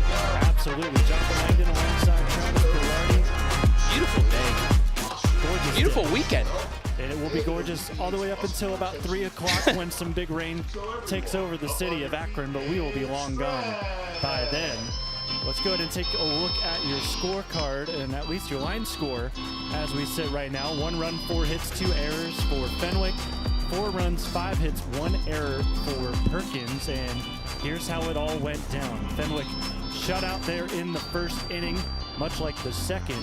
They had 1 hit there in that first inning from Carter Shouse before he was pulled from the game. But the bottom of the first, that's where most of the business was done. Yep. For Perkins, they had Davey, who recorded the first out of the game on a catch in foul ground by Connor Enderle on a diving play. But after that, Perkins took over. Walton singled. Carter Cook had an RBI triple to bring Talon home. And then Cash was able to find his way on as well to score. A wild pitch scored him later on in the inning. And that was 3 there in the first. Then they put together a 4th in the second. Talon Walton basically manufactured it himself. He was able to reach on a single, stole second, stole third, and then was able to reach home plate on a wild pitch. And that is the 4th and final run up to this point for Sandusky Perkins. And then Fenwick in the 3rd, that's when they got their response. It was a single from Hudson Crakey to get on board, and then Caleb McMonigle, the pinch hitter for Shouse, had an RBI double to bring him around. And since then, we've had 4 straight scoreless frames, and the bottom of the 5th is starting now as Sam Scheinfurt will step to the plate. Yeah, always good. You get a crooked number in that first inning, and all you have to do is just play even with your opponent the rest of the way, and you're going to win a state championship. Just how pivotal getting that first run. First in pitch the first swinging. Sam misses at that, 0-1. Sun shining through now on 717 Credit Union Park. Artist formerly known as Canal Park. Next pitch, swing and a miss again. McMonigle's done a great job striking hitters out. He's got 5 on the game, but at the same time, he's got 5 walks. Free 90. Yeah, for the most part, free 90s have been the name of the game. Next delivery.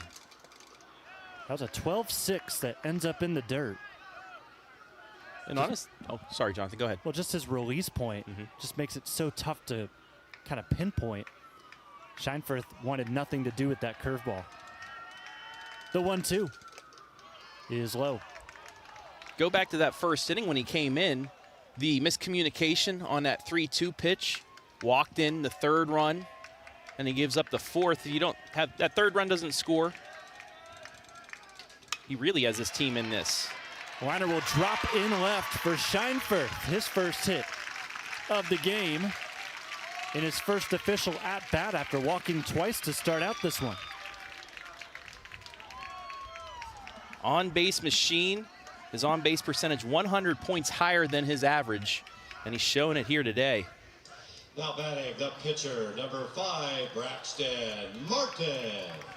So Martin now with some work to do. 1 for 2 day, single and a strikeout. He'll square to bunt. It's popped up behind the plate. An easy catch for McCullough. That is now 2 bunts for Perkins where they have lofted it too high in the air, and Fenwick's made him pay. If there's one thing to frustrate Coach Blanton, it's the fact that small ball hasn't been working so far for the Pirates. Correction, first baseman, number 22, Quentin Benetti. Benetti now up. He is 0 for 1 with a strikeout and a walk, as the first pitch he sees is way outside.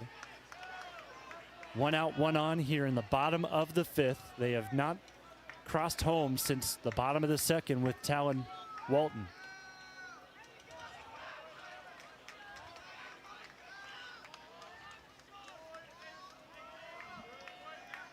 Benetti was very patient his last time up, able to work a walk. Next pitch to him.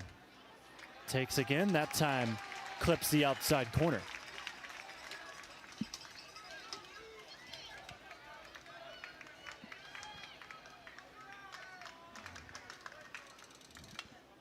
This one fouled back. McMonigle, 47 strikes on 78 pitches. 5 strikeouts, 5 walks, 3 hits allowed. The run he has given up was earned. Next delivery. Breaking ball, doesn't break enough. Counts 2-2.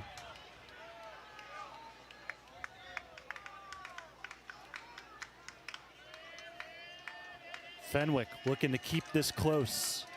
Next delivery, runner goes, pitch is low, the throw down, gets away, out into center field. Scheinfurth will settle for second. If that throws on line, he's done. But it was short. I mean, that's been the story for the Falcons in this one. Short throws to first, now a short throw from McCullough to try and retire that stealing base runner.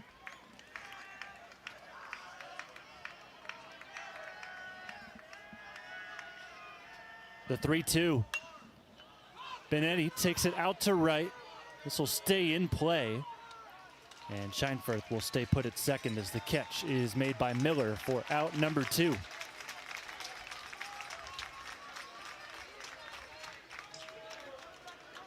So Benetti's retired. That'll bring up the football star in Dante Ship, playing in what could be his final game despite his status as a junior. D1 football recruit, could early enroll potentially.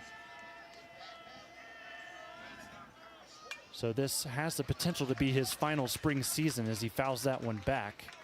It's 0-1. Could be his final at bat. Very well could be.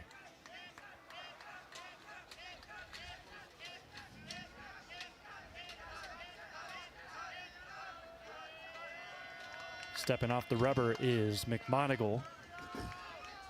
Ship, a couple offers from SEC schools, Big Ten. He's looking to go big at the next level. That one in there for strike 2. Yeah, for a Perkins team that finished state runners-up 1 year ago on the gridiron. And we got a balk as well, so the pitch will not count. And they're going to give Scheinfurth third base. They should take the strike off the board. And now we're going to see Coach Doc come out and try to refute the balk call. And I think Coach Doc's reasoning here is that the pitch was already thrown. So they're going to talk things over, and I'm sure this will be a nice civil conversation. But it's just mistakes like this. That's the difference between this game being 2-1 and 4-1 with a runner on third.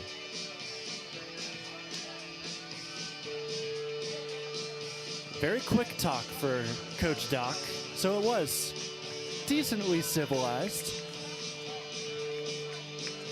And as I say that, he walks back to the home plate umpire for more. Umpire does say it's only 1 strike, so it's an 0-1 count. So they haven't taken the strike off the board yet, but we will take it off of our board. Here's the 0-1. Curveball up and in.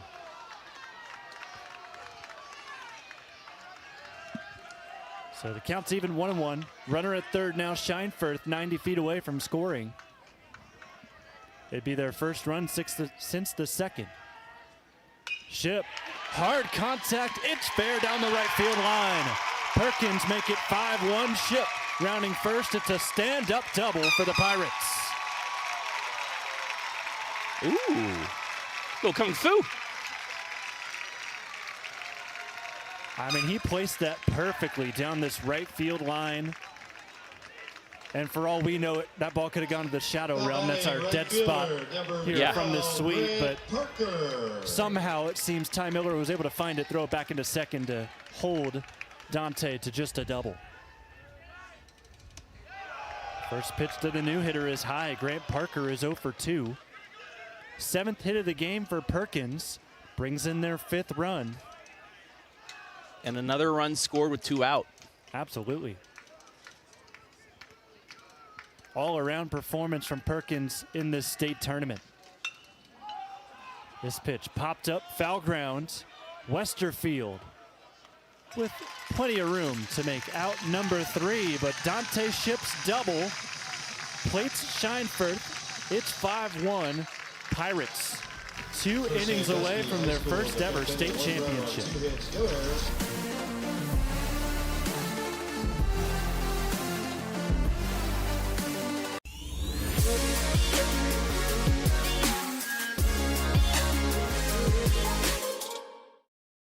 MVU Online was really the perfect fit for me.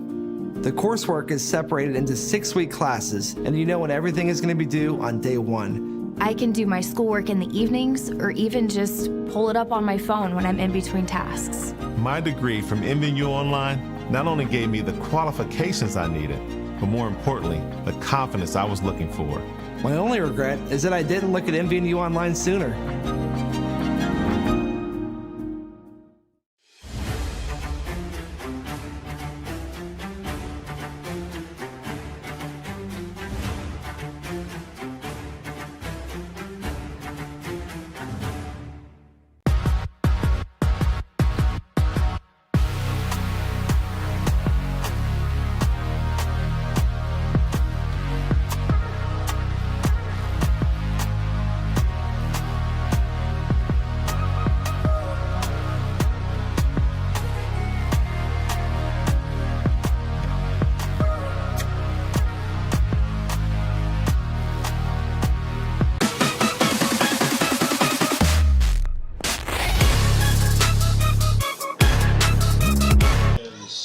Baseman, number 17. Well, if this is Dante's program, I think he'll go out a pretty good hero as he gives the 5th run of the game to the Pirates as they now lead by 4. So we start the 6th, leading off Isaac Barker, who is 0 for 2, takes ball 1 inside. A little wax on, wax off for him. Next pitch, more centralized, that'll be in the zone. Counts 1-1. But what a flip to the script. Fenwick with a bit of momentum offensively in the top, couldn't score, and then Perkins gets the 2-out hit to score 1. Completely deflating here in the late innings. Barker wanting nothing to do with that high pitch. 67 on that curveball. Next pitch from Martin. Keeps this one lower, but outside it's ball 3, 3-1. I have a feeling if he doesn't get into major trouble, Martin can go the distance. He still has about 59 pitches to work with still. Barker swings at this, takes it out to right field. That'll drop as well. That'll go down as the 5th hit of the game for Fenwick, the first for Isaac Barker, and it's a leadoff base runner.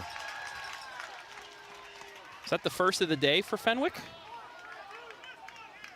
Leadoff base runner? Yeah. Correct.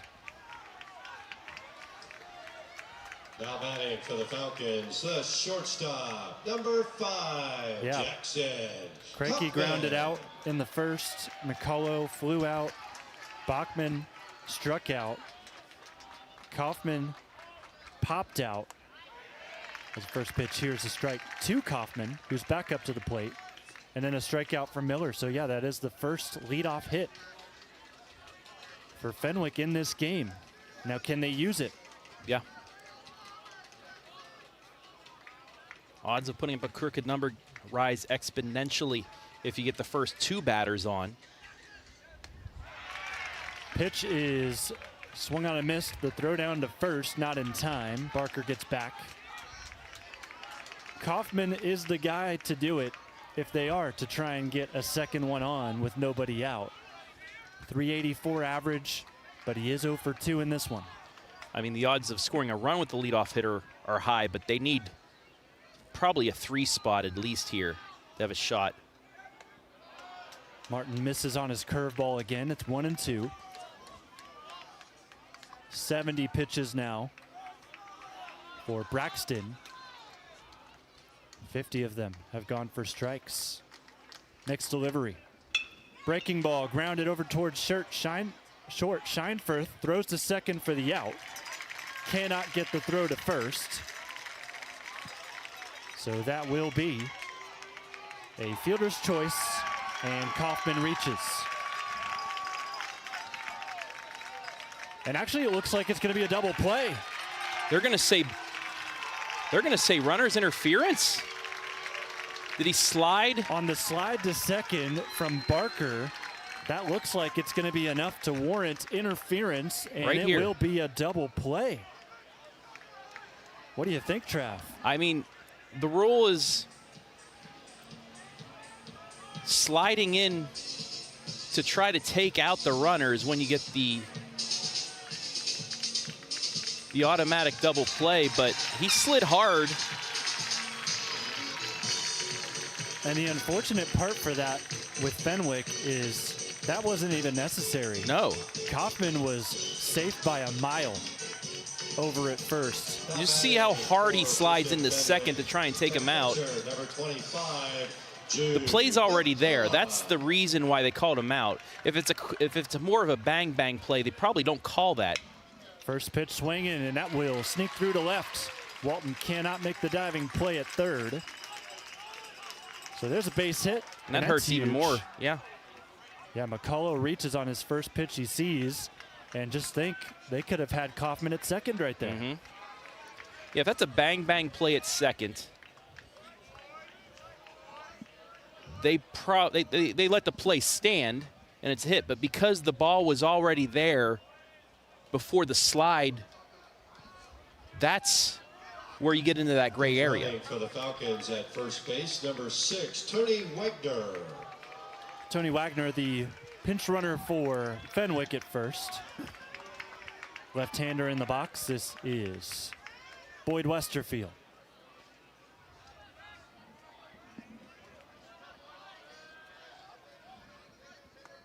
First pitch outside. 2 out, 1 on here in the 6th, top half. That hit from McCullough is the 6th of the game. This one misses low. Patience from Westerfield, who's 0 for 2. Benefit for Martin, though, those 6 were scattered. Multiple runners on, very limited so far for Fenwick. In there for a strike. Martin looking to slowly chip back into this AB. Counts 2-1. Pitch 76 on the way. Swing and a miss. A big swing at that from Boyd. And he'll have to turn back and recalibrate as the count moves even, 2-2. Another curveball here. Perkins fans on their feet. They can sense this is a big moment in the game. Martin fires away, high and outside. Counts 3-2, it's full. I give it to Koch trying to get the frame job there. Caught it and tried to yank it back into the zone, but it's too far out. Westerfield in a full count. Martin goes to first, checks the runner. He knows he's going to run on the pitch, so maybe try to catch him off guard.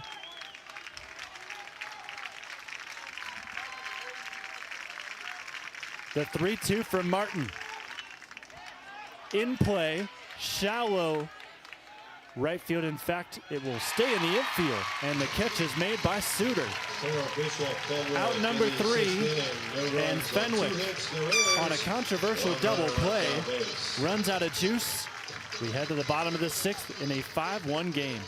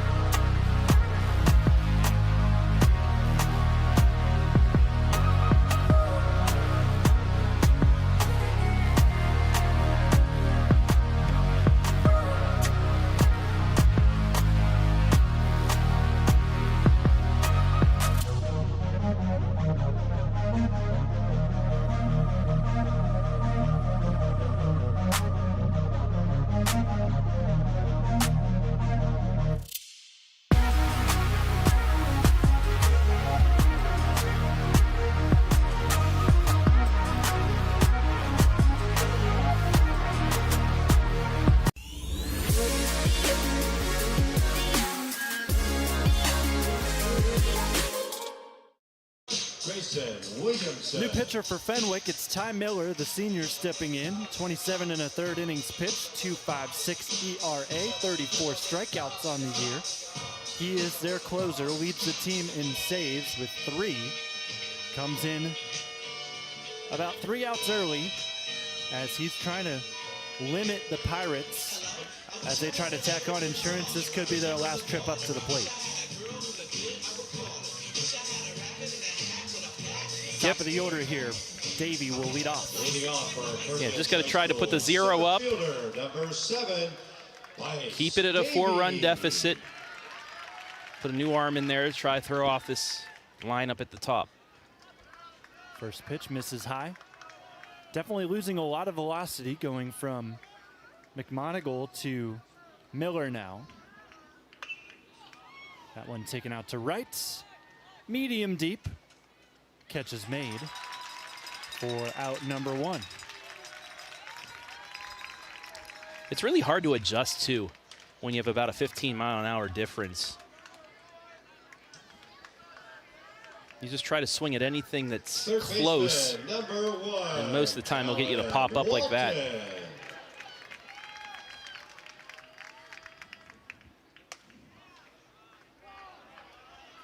Walton takes close one, but it's ball 1. Next delivery. Miller working quickly is now in a hole, 2-0.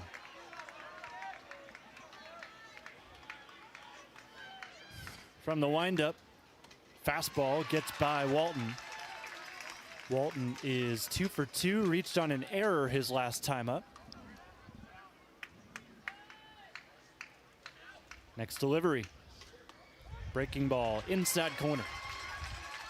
From 2-0 to 2-2. 1 out, nobody on. Next pitch. Breaks a little bit too much. Count will move full.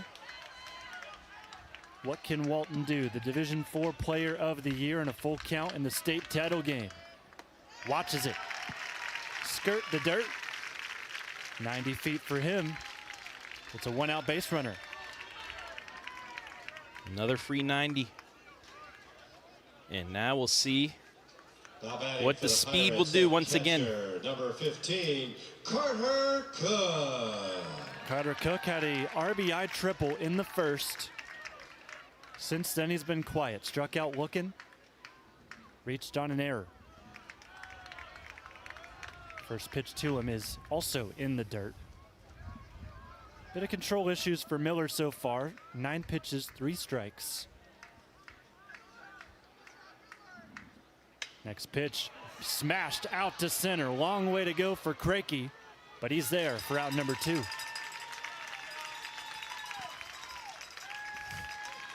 It's just funny to see how confident these pitchers are, knowing that they're now in a minor league ballpark and not at their high school field where a fly ball like that is probably 10 rows deep beyond the fence.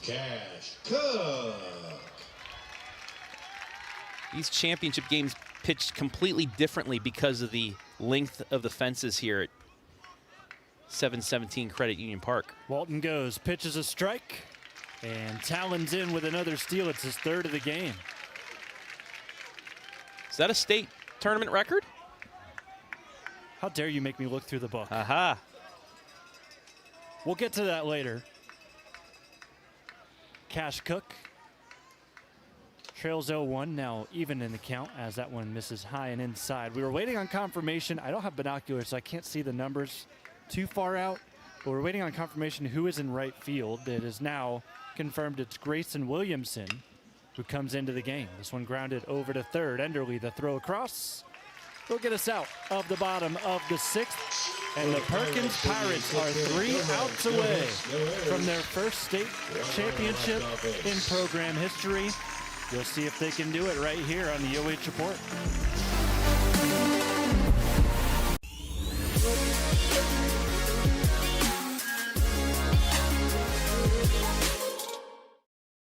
MVU Online was really the perfect fit for me. The coursework is separated into 6-week classes, and you know when everything is going to be due on day 1. I can do my schoolwork in the evenings or even just pull it up on my phone when I'm in between tasks. My degree from MVU Online not only gave me the qualifications I needed, but more importantly, the confidence I was looking for. My only regret is that I didn't look at MVU Online sooner.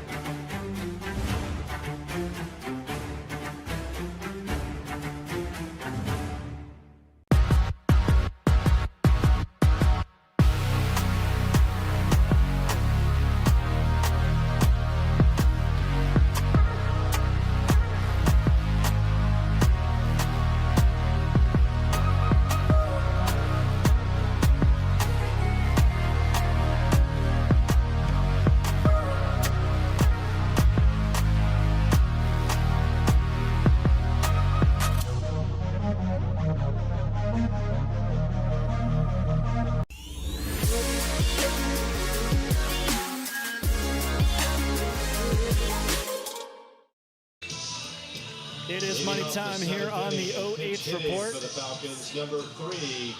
There it is, money time here on the OH Report. Perkins fans on their feet. They'll stay there for the entirety of this inning as the Pirates are 3 outs away from their first state championship. First pitch from Brayston Martin is a strike.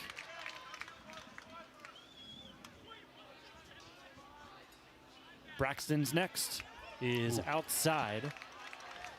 Martin 80 pitches, 56 strikes.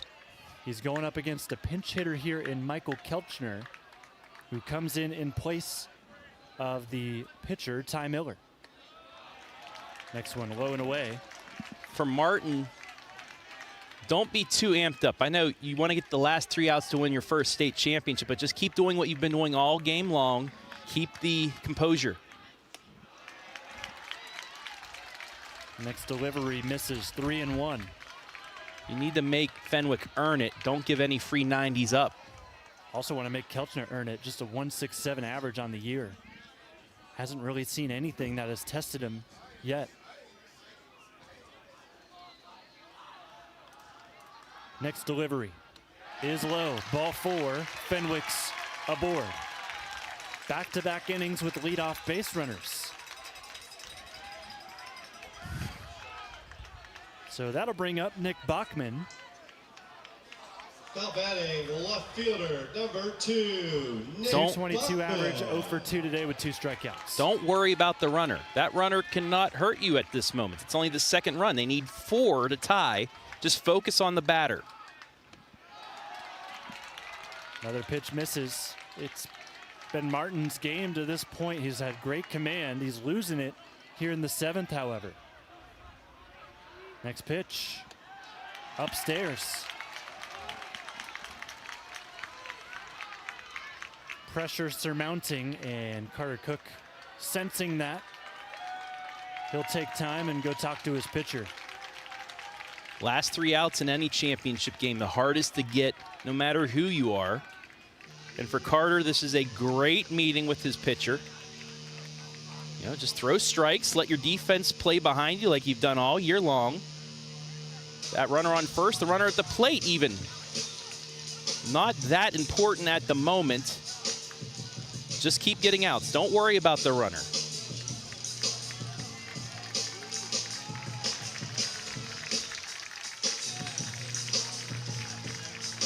Braxton Martin will settle back in on the rubber after a quick meeting with his catcher.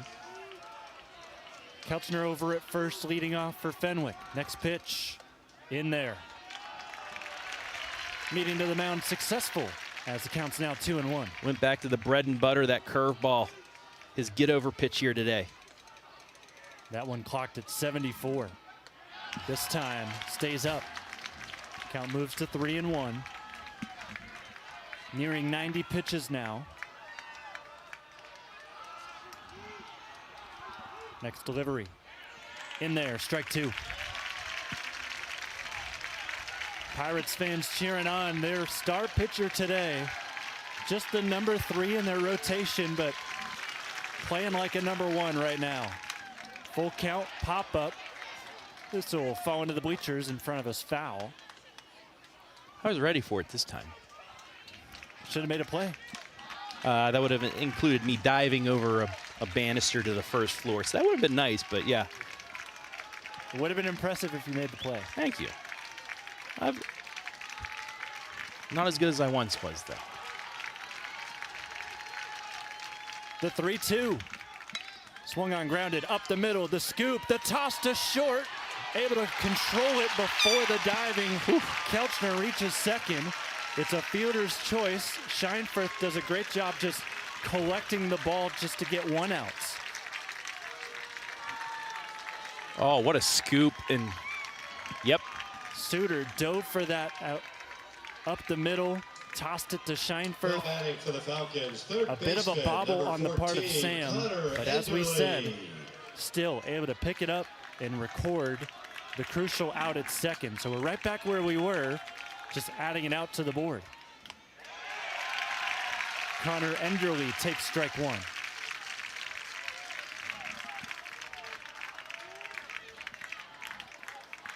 A look back to the runner at first. The pitch from Martin. Upstairs again. His release point is early as this game's kind of teetering towards an end. Fatigue certainly settling in. Swing and a miss. Took some off of that. Oh, yeah, he pulled the string. 73.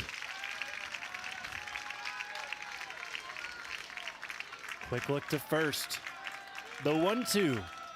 Curveball just misses the upper outside corner. We are even at 2. I will say, compared to the last batter, the 2 balls barely missed. Next one from Martin. Popped foul. Enderle is 1 for 2 with a single. He's got one of Fenwick's 6 hits on the game.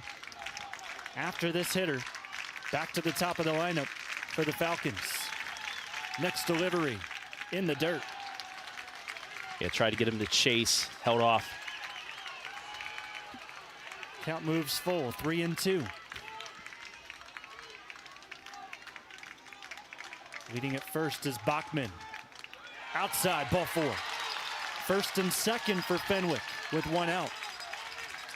That's Time going to be called here. We'll have a meeting on the mound. Yeah, that's just a tough at bat. You had him ahead 0-2, but he battled, making it first and second with one down. Well, I'll tell you what, no time.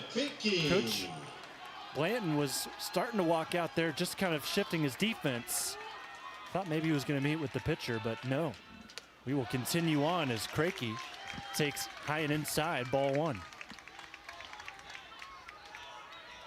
And Fenwick threatening to load the bases. McMonigal, he represents the tying run on deck. That one in there, outside line.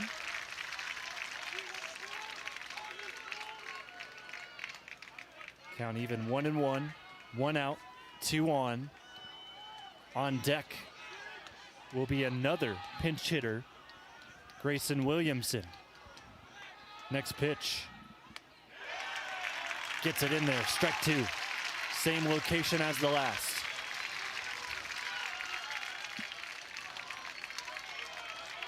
Crakey 1 for 3 with a single. Next pitch, breaking ball, grounded over to third. Walton sprints over to third base and gets the lead runner. That's out number 2. That's a very smart out there by Walton. Yeah, you could have tried for the double play to win it there, but instead the safe play gets the force, gets the lead runner, and now they're an out away. Martin now over 100 pitches, 101 officially on the board, 66 strikes. Braxton Martin, it has been his game, especially on the mound. 5 strikeouts, 6 hits allowed, just 1 run. And it's fun how he has been able to get to this point. Perkins, number 3 in Division 4, coming into the tournament. Number 1 was Jonathan Alder. They were knocked out early by Sparta Highland. You may be asking, why am I bringing this up? It's because it comes around. Highland went on to play Perkins, as we'll have timeout here, and Coach Blanton going to come to the mound. I like this too. You're an out away. Calm your pitcher. Just say it's another at bat. Don't look at anything else. Don't look at the runners. But it comes around to Alder getting eliminated early by Highland in the district tournament. Turnaround, they play Perkins. Perkins, they were in a bind against Highland. It was their closest game of the tournament. And guess who comes in relief and throws 3 shutout innings? Braxton Martin. Earned his trust from Coach Blanton to pitch here in the state championship game. Of course, it took Talon Walton being forced to pitch in that Mooney game, but the comfortability that Coach TJ had to make that move because he knew he had Martin in his back pocket. And now he's got a chance for a complete game to win a Division 4 state championship. And honestly, I think that's MVP worthy. First pitch is a strike. Grayson Williamson, first at bat of the day as he came in to right field in the last half inning. Next pitch, swung on, fouled away. 0-2 count. Pirates are 1 strike away from their first championship ever in baseball. Runners on first and second, 2 out. A 4-run cushion for Perkins, and the shirts are off for the student section. From the stretch, Braxton Martin fires away. This one fouled over towards that shirtless student section. Took the tarps off, almost got hit for it. Count remains 0-2.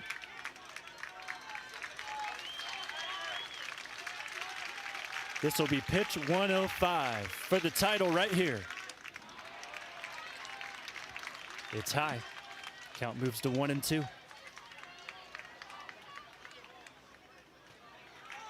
Our final sporting event of the school year could come to a close at the hands of Braxton Martin, who misses again. It's 2-2.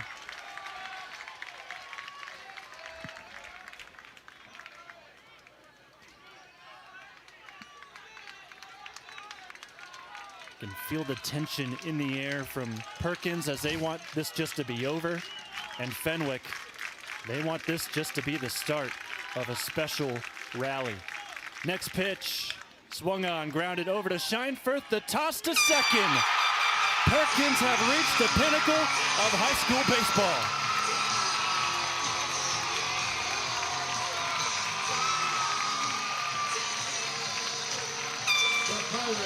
For the first time in program history, Perkins takes home a baseball state championship.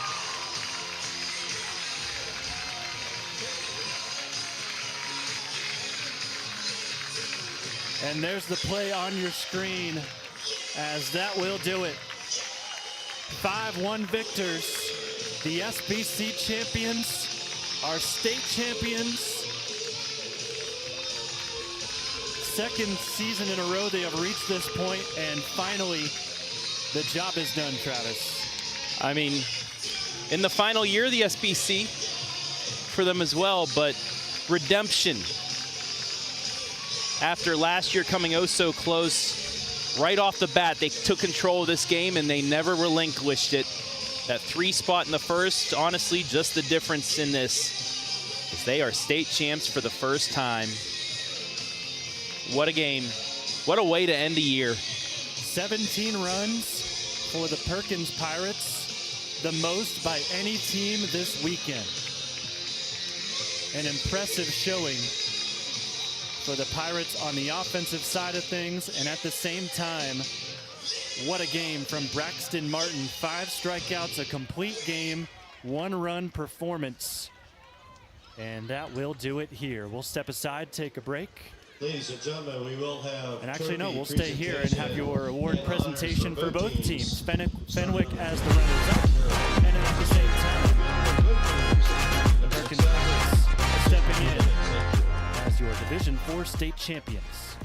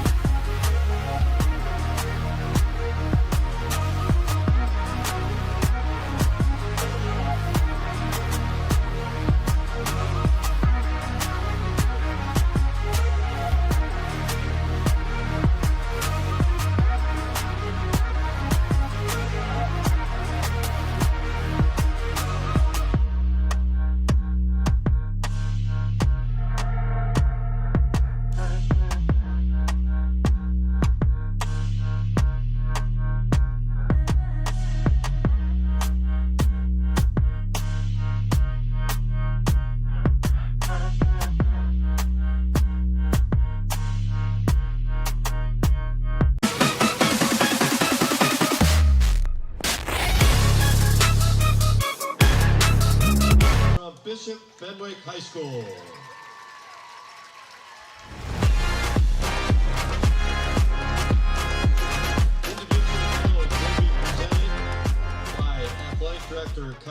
Ashworth and athletic trainer Amy Anders. When your name is announced, please come forward and be recognized. Number 1, Ty Miller. Number 2, Nick Buckman. Number 3, Michael Kelchner. Number 4, Hudson Creaky. Number 5, Jackson Kaufman. Number 6, Tony Wagner. Number 7, Anthony Snyder. Number 8, Kayla McMonagle. Number 9, Grayson Williamson. Number 11, Boyd Westerfield. Number 12, Austin Colencio. Number 13, Gabe Lauder. Number 14, Connor Enderly. Number 16, Drew Umberg. Number 17, Isaac Barker. Number 19, Jackson Coulson. Number 20, Ryder Francis. Number 21, Carter Shouse. Number 22, Ian Harbin. Number 24, Cooper Hamilton.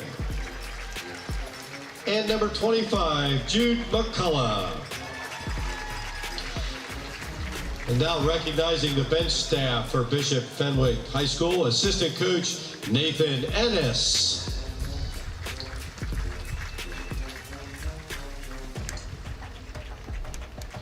Assistant coach Brock Vaughn.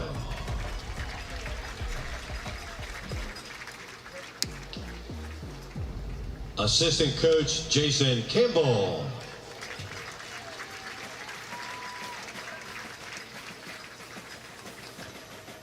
Assistant coach Matt Davenport.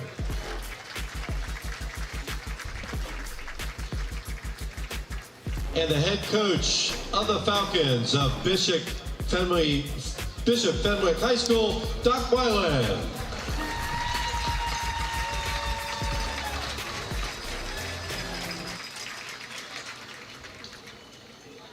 And now, on behalf of the Ohio High School Athletic Association, Director of Sports Administration, John Kronauer, will provide remarks. And the Ohio High School Athletic Association Director, Scott Kaufman, will present the Division IV State Runners-Up Trophy. Before we give out not only our last 2 trophies of the baseball tournament, but the last 2 trophies of this school year, I want to do a quick shout out and thank you to the Rubber Ducks, Brian, Roy, Chris, the entire staff. 21 games in 4 days. Amazing weekend. Thank you to them. But Fenwick, how about this team for you? Gentlemen, I know today's not what you hoped for, but when this dust settles, you're going to look back and know that you guys did something special this year that hasn't been done at your school in nearly 50 years. You came into this tournament as a number 3 seed. You had to knock out 2 different 2 seeds and a 1 seed to earn a regional championship for the first time in 49 years, which put you in your school's 5th Final Four. And last night took care of business and playing in your 3rd state championship game. Coach Whelan, I don't know what a first-year coach does for an encore.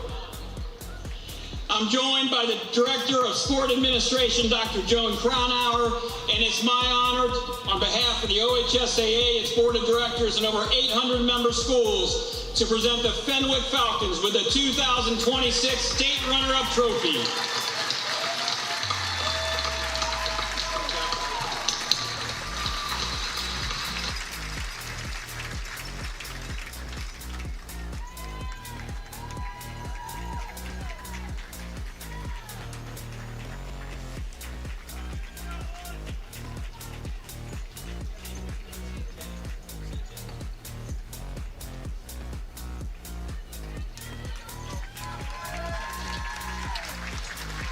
And now, ladies and gentlemen, it's time to recognize the Division IV state champions, the Pirates from Sandusky Perkins High School.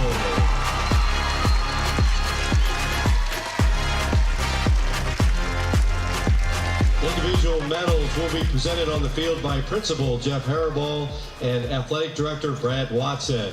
As your name is announced, please come forward and be recognized. Number 1, Talon Walton. Number 2, Sam Scheinford. Number 3, Cash Cook. Number 4, Dante Schiff. Number 5, Braxton Martin. Number 6, Blake Parker. Number 7, Bryce Davey. Number 9, Cameron Zollner. Number 10, Josh Cummings. Number 11, Jaden Bangana. Number 12, Grant Parker. Number 15, Carter Cook. Number 16, Stone Link. Number 17, Garrett Carr. Number 18, Grant Kundley. Number 33, Zach Cummings. Number 20, Hunter Kingsborough. Number 22, Quentin Benetti. Number 24, Mason Suter. Number 27, Eli Judy. Number 28, Ty Obergfell. And number 30, Graham Shortridge.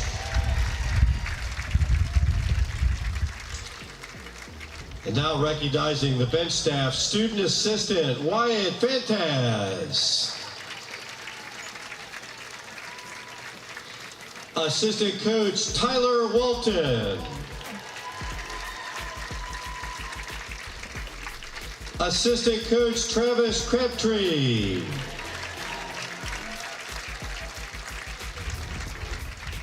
Assistant coach Jason Green. Assistant coach Christian Walton.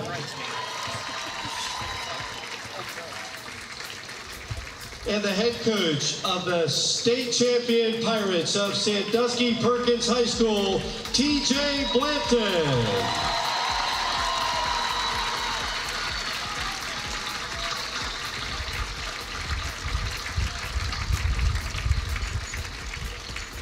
Once again, representing the Ohio High School Athletic Association, we have Director of Sports Administration, John Cronauer, and Ohio High School Athletic Association Director, Mr. Scott Kaufman. Perkins fans, what do you think of the effort these young men put in this tournament?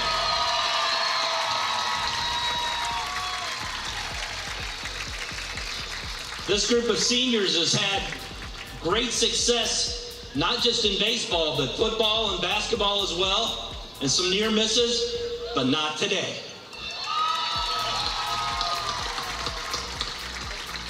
"25 wins, Sandusky Bay Lake champs 4 years running.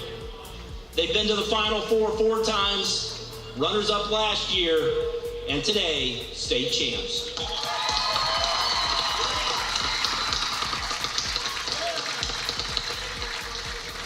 These are the kind of memories that will last a lifetime. Every reunion from here on, this will be the talk of the town. I'm joined by Scott Kaufman from our office staff and Director of Sport Administration. On behalf of our Board of Directors, our Executive Director, all of our staff, and all of our member schools, it is our pleasure to present the D4 state championship to the Perkins Pirates.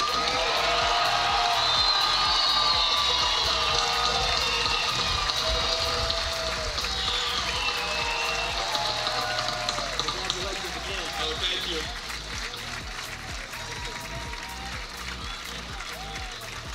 I'll take it.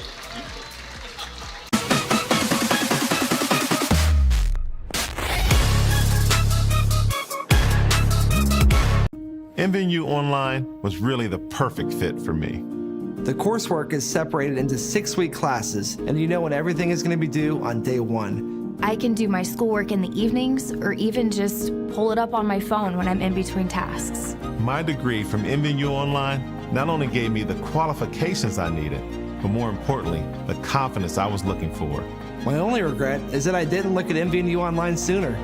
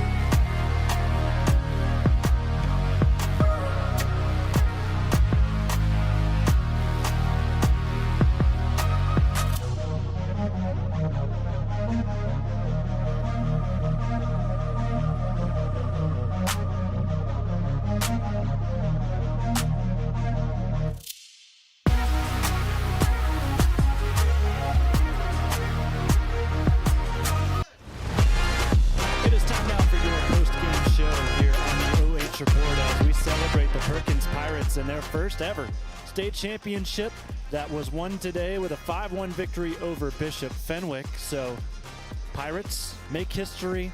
They wrap up the school year, and it's a good way to wrap things up as one of our local teams ends up taking home some hardware. So that's now 2 teams, Waynedale and Perkins, taking home titles under OH Report grounds. Not a bad weekend. The last 2, 3 state champs. Some Final Four squads as well, but what a way to end up our coverage with the Perkins Pirates. And scoring early was the difference. The big 3 spot before Fenwick could get comfortable. And they're able to do it. So they scored 4 runs in that state semi against Cardinal Mooney. So it was kind of something that they established early on in this tournament, that they were going to strike and they were not going to give you any chances of having any hope. Of course, Mooney had hope for that top half of the first, but then Perkins came in, responded, and even one-upped them in that game. And that was kind of the mentality they took into this tournament, and kind of reading up and figuring out their mindset going into this weekend. It was most of the part, these Pirates, they were kind of operating under the idea that they knew what was going to come at them, being here last year and losing a close game in a state championship to Lake Catholic. So anything that came their way, they were prepared for, and the mentality in that dugout, although I didn't get to see it, I just know was one of confidence. Absolutely, and redemption too. They were here last year.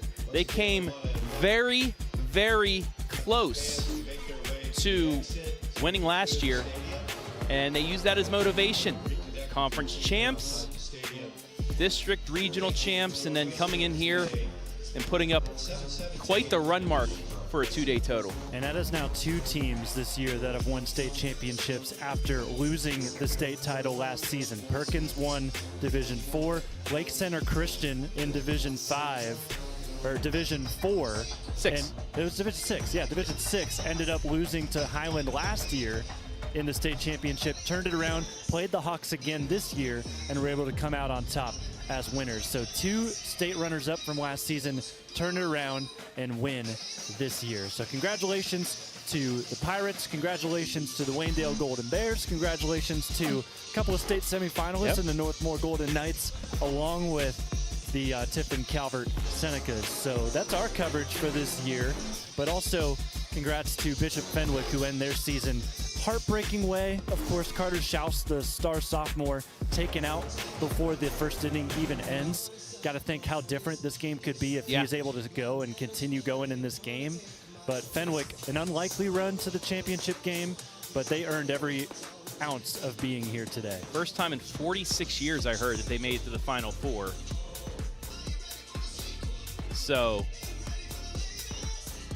just a great run for them, knocking off a couple 2 seeds, knocking off a number 1 seed as well to get here, and then last night winning to go to the final. And yeah, it was just that first inning that really set the tone. Your MVP of this one's going to be Talon Walton, 2 for 3 with 2 runs scored. He broke the OHSAA stolen base record for a single game in Division 4. It was actually himself from last year in their state semifinal. He stole 2 bags. This year he steals 3. And then your, I guess, co-MVP, of course, Braxton Martin, a 7-inning complete game, 6 hits allowed, 1 run, 5 strikeouts on just 2 walks, 108 pitches, 70 strikes. I think that's the number that really stands out. Yeah, just a gutsy performance. And, you know, Coach Blanton he's the ace in the hole, I guess. That's why he trusted Walton to finish the job yesterday. Walton could have come out with a lead after 5 innings or after 6 innings and had somebody else trusted to finish the game and have him available for today. But no, he said, I'm keeping my ace in here to finish it out, and I have all the faith in Braxton Martin to do the job, and he shoved and did a job today. So that's going to do it for our coverage on this audio cast. Video cast coming very soon. We've got one final thing to do. We got to run down and get an MVP interview. Talon Walton, watch out. We're coming for you. We'll step aside and wrap things up from upstairs. Jonathon Langdon, Travis Berardi, Adam Thompson, your director today. Thank you so much for joining us all season long. That's going to wrap it up. We'll be back tomorrow for our OH Report end of season recap podcast. Make sure to stay tuned for that as well. Yeah, a lot of news coming your way for next year tomorrow. You don't want to miss it. But yeah, let's go take a little bit of a break. Go Mountaineers! And a thank you to the Perkins Athletic Boosters for making this all happen, and also a shout out to Mount Vernon Nazarene University, your state tournament sponsors of all of our highlights, and also our commercial sponsors for our audio cast. Have a great rest of your day. We'll see you next time.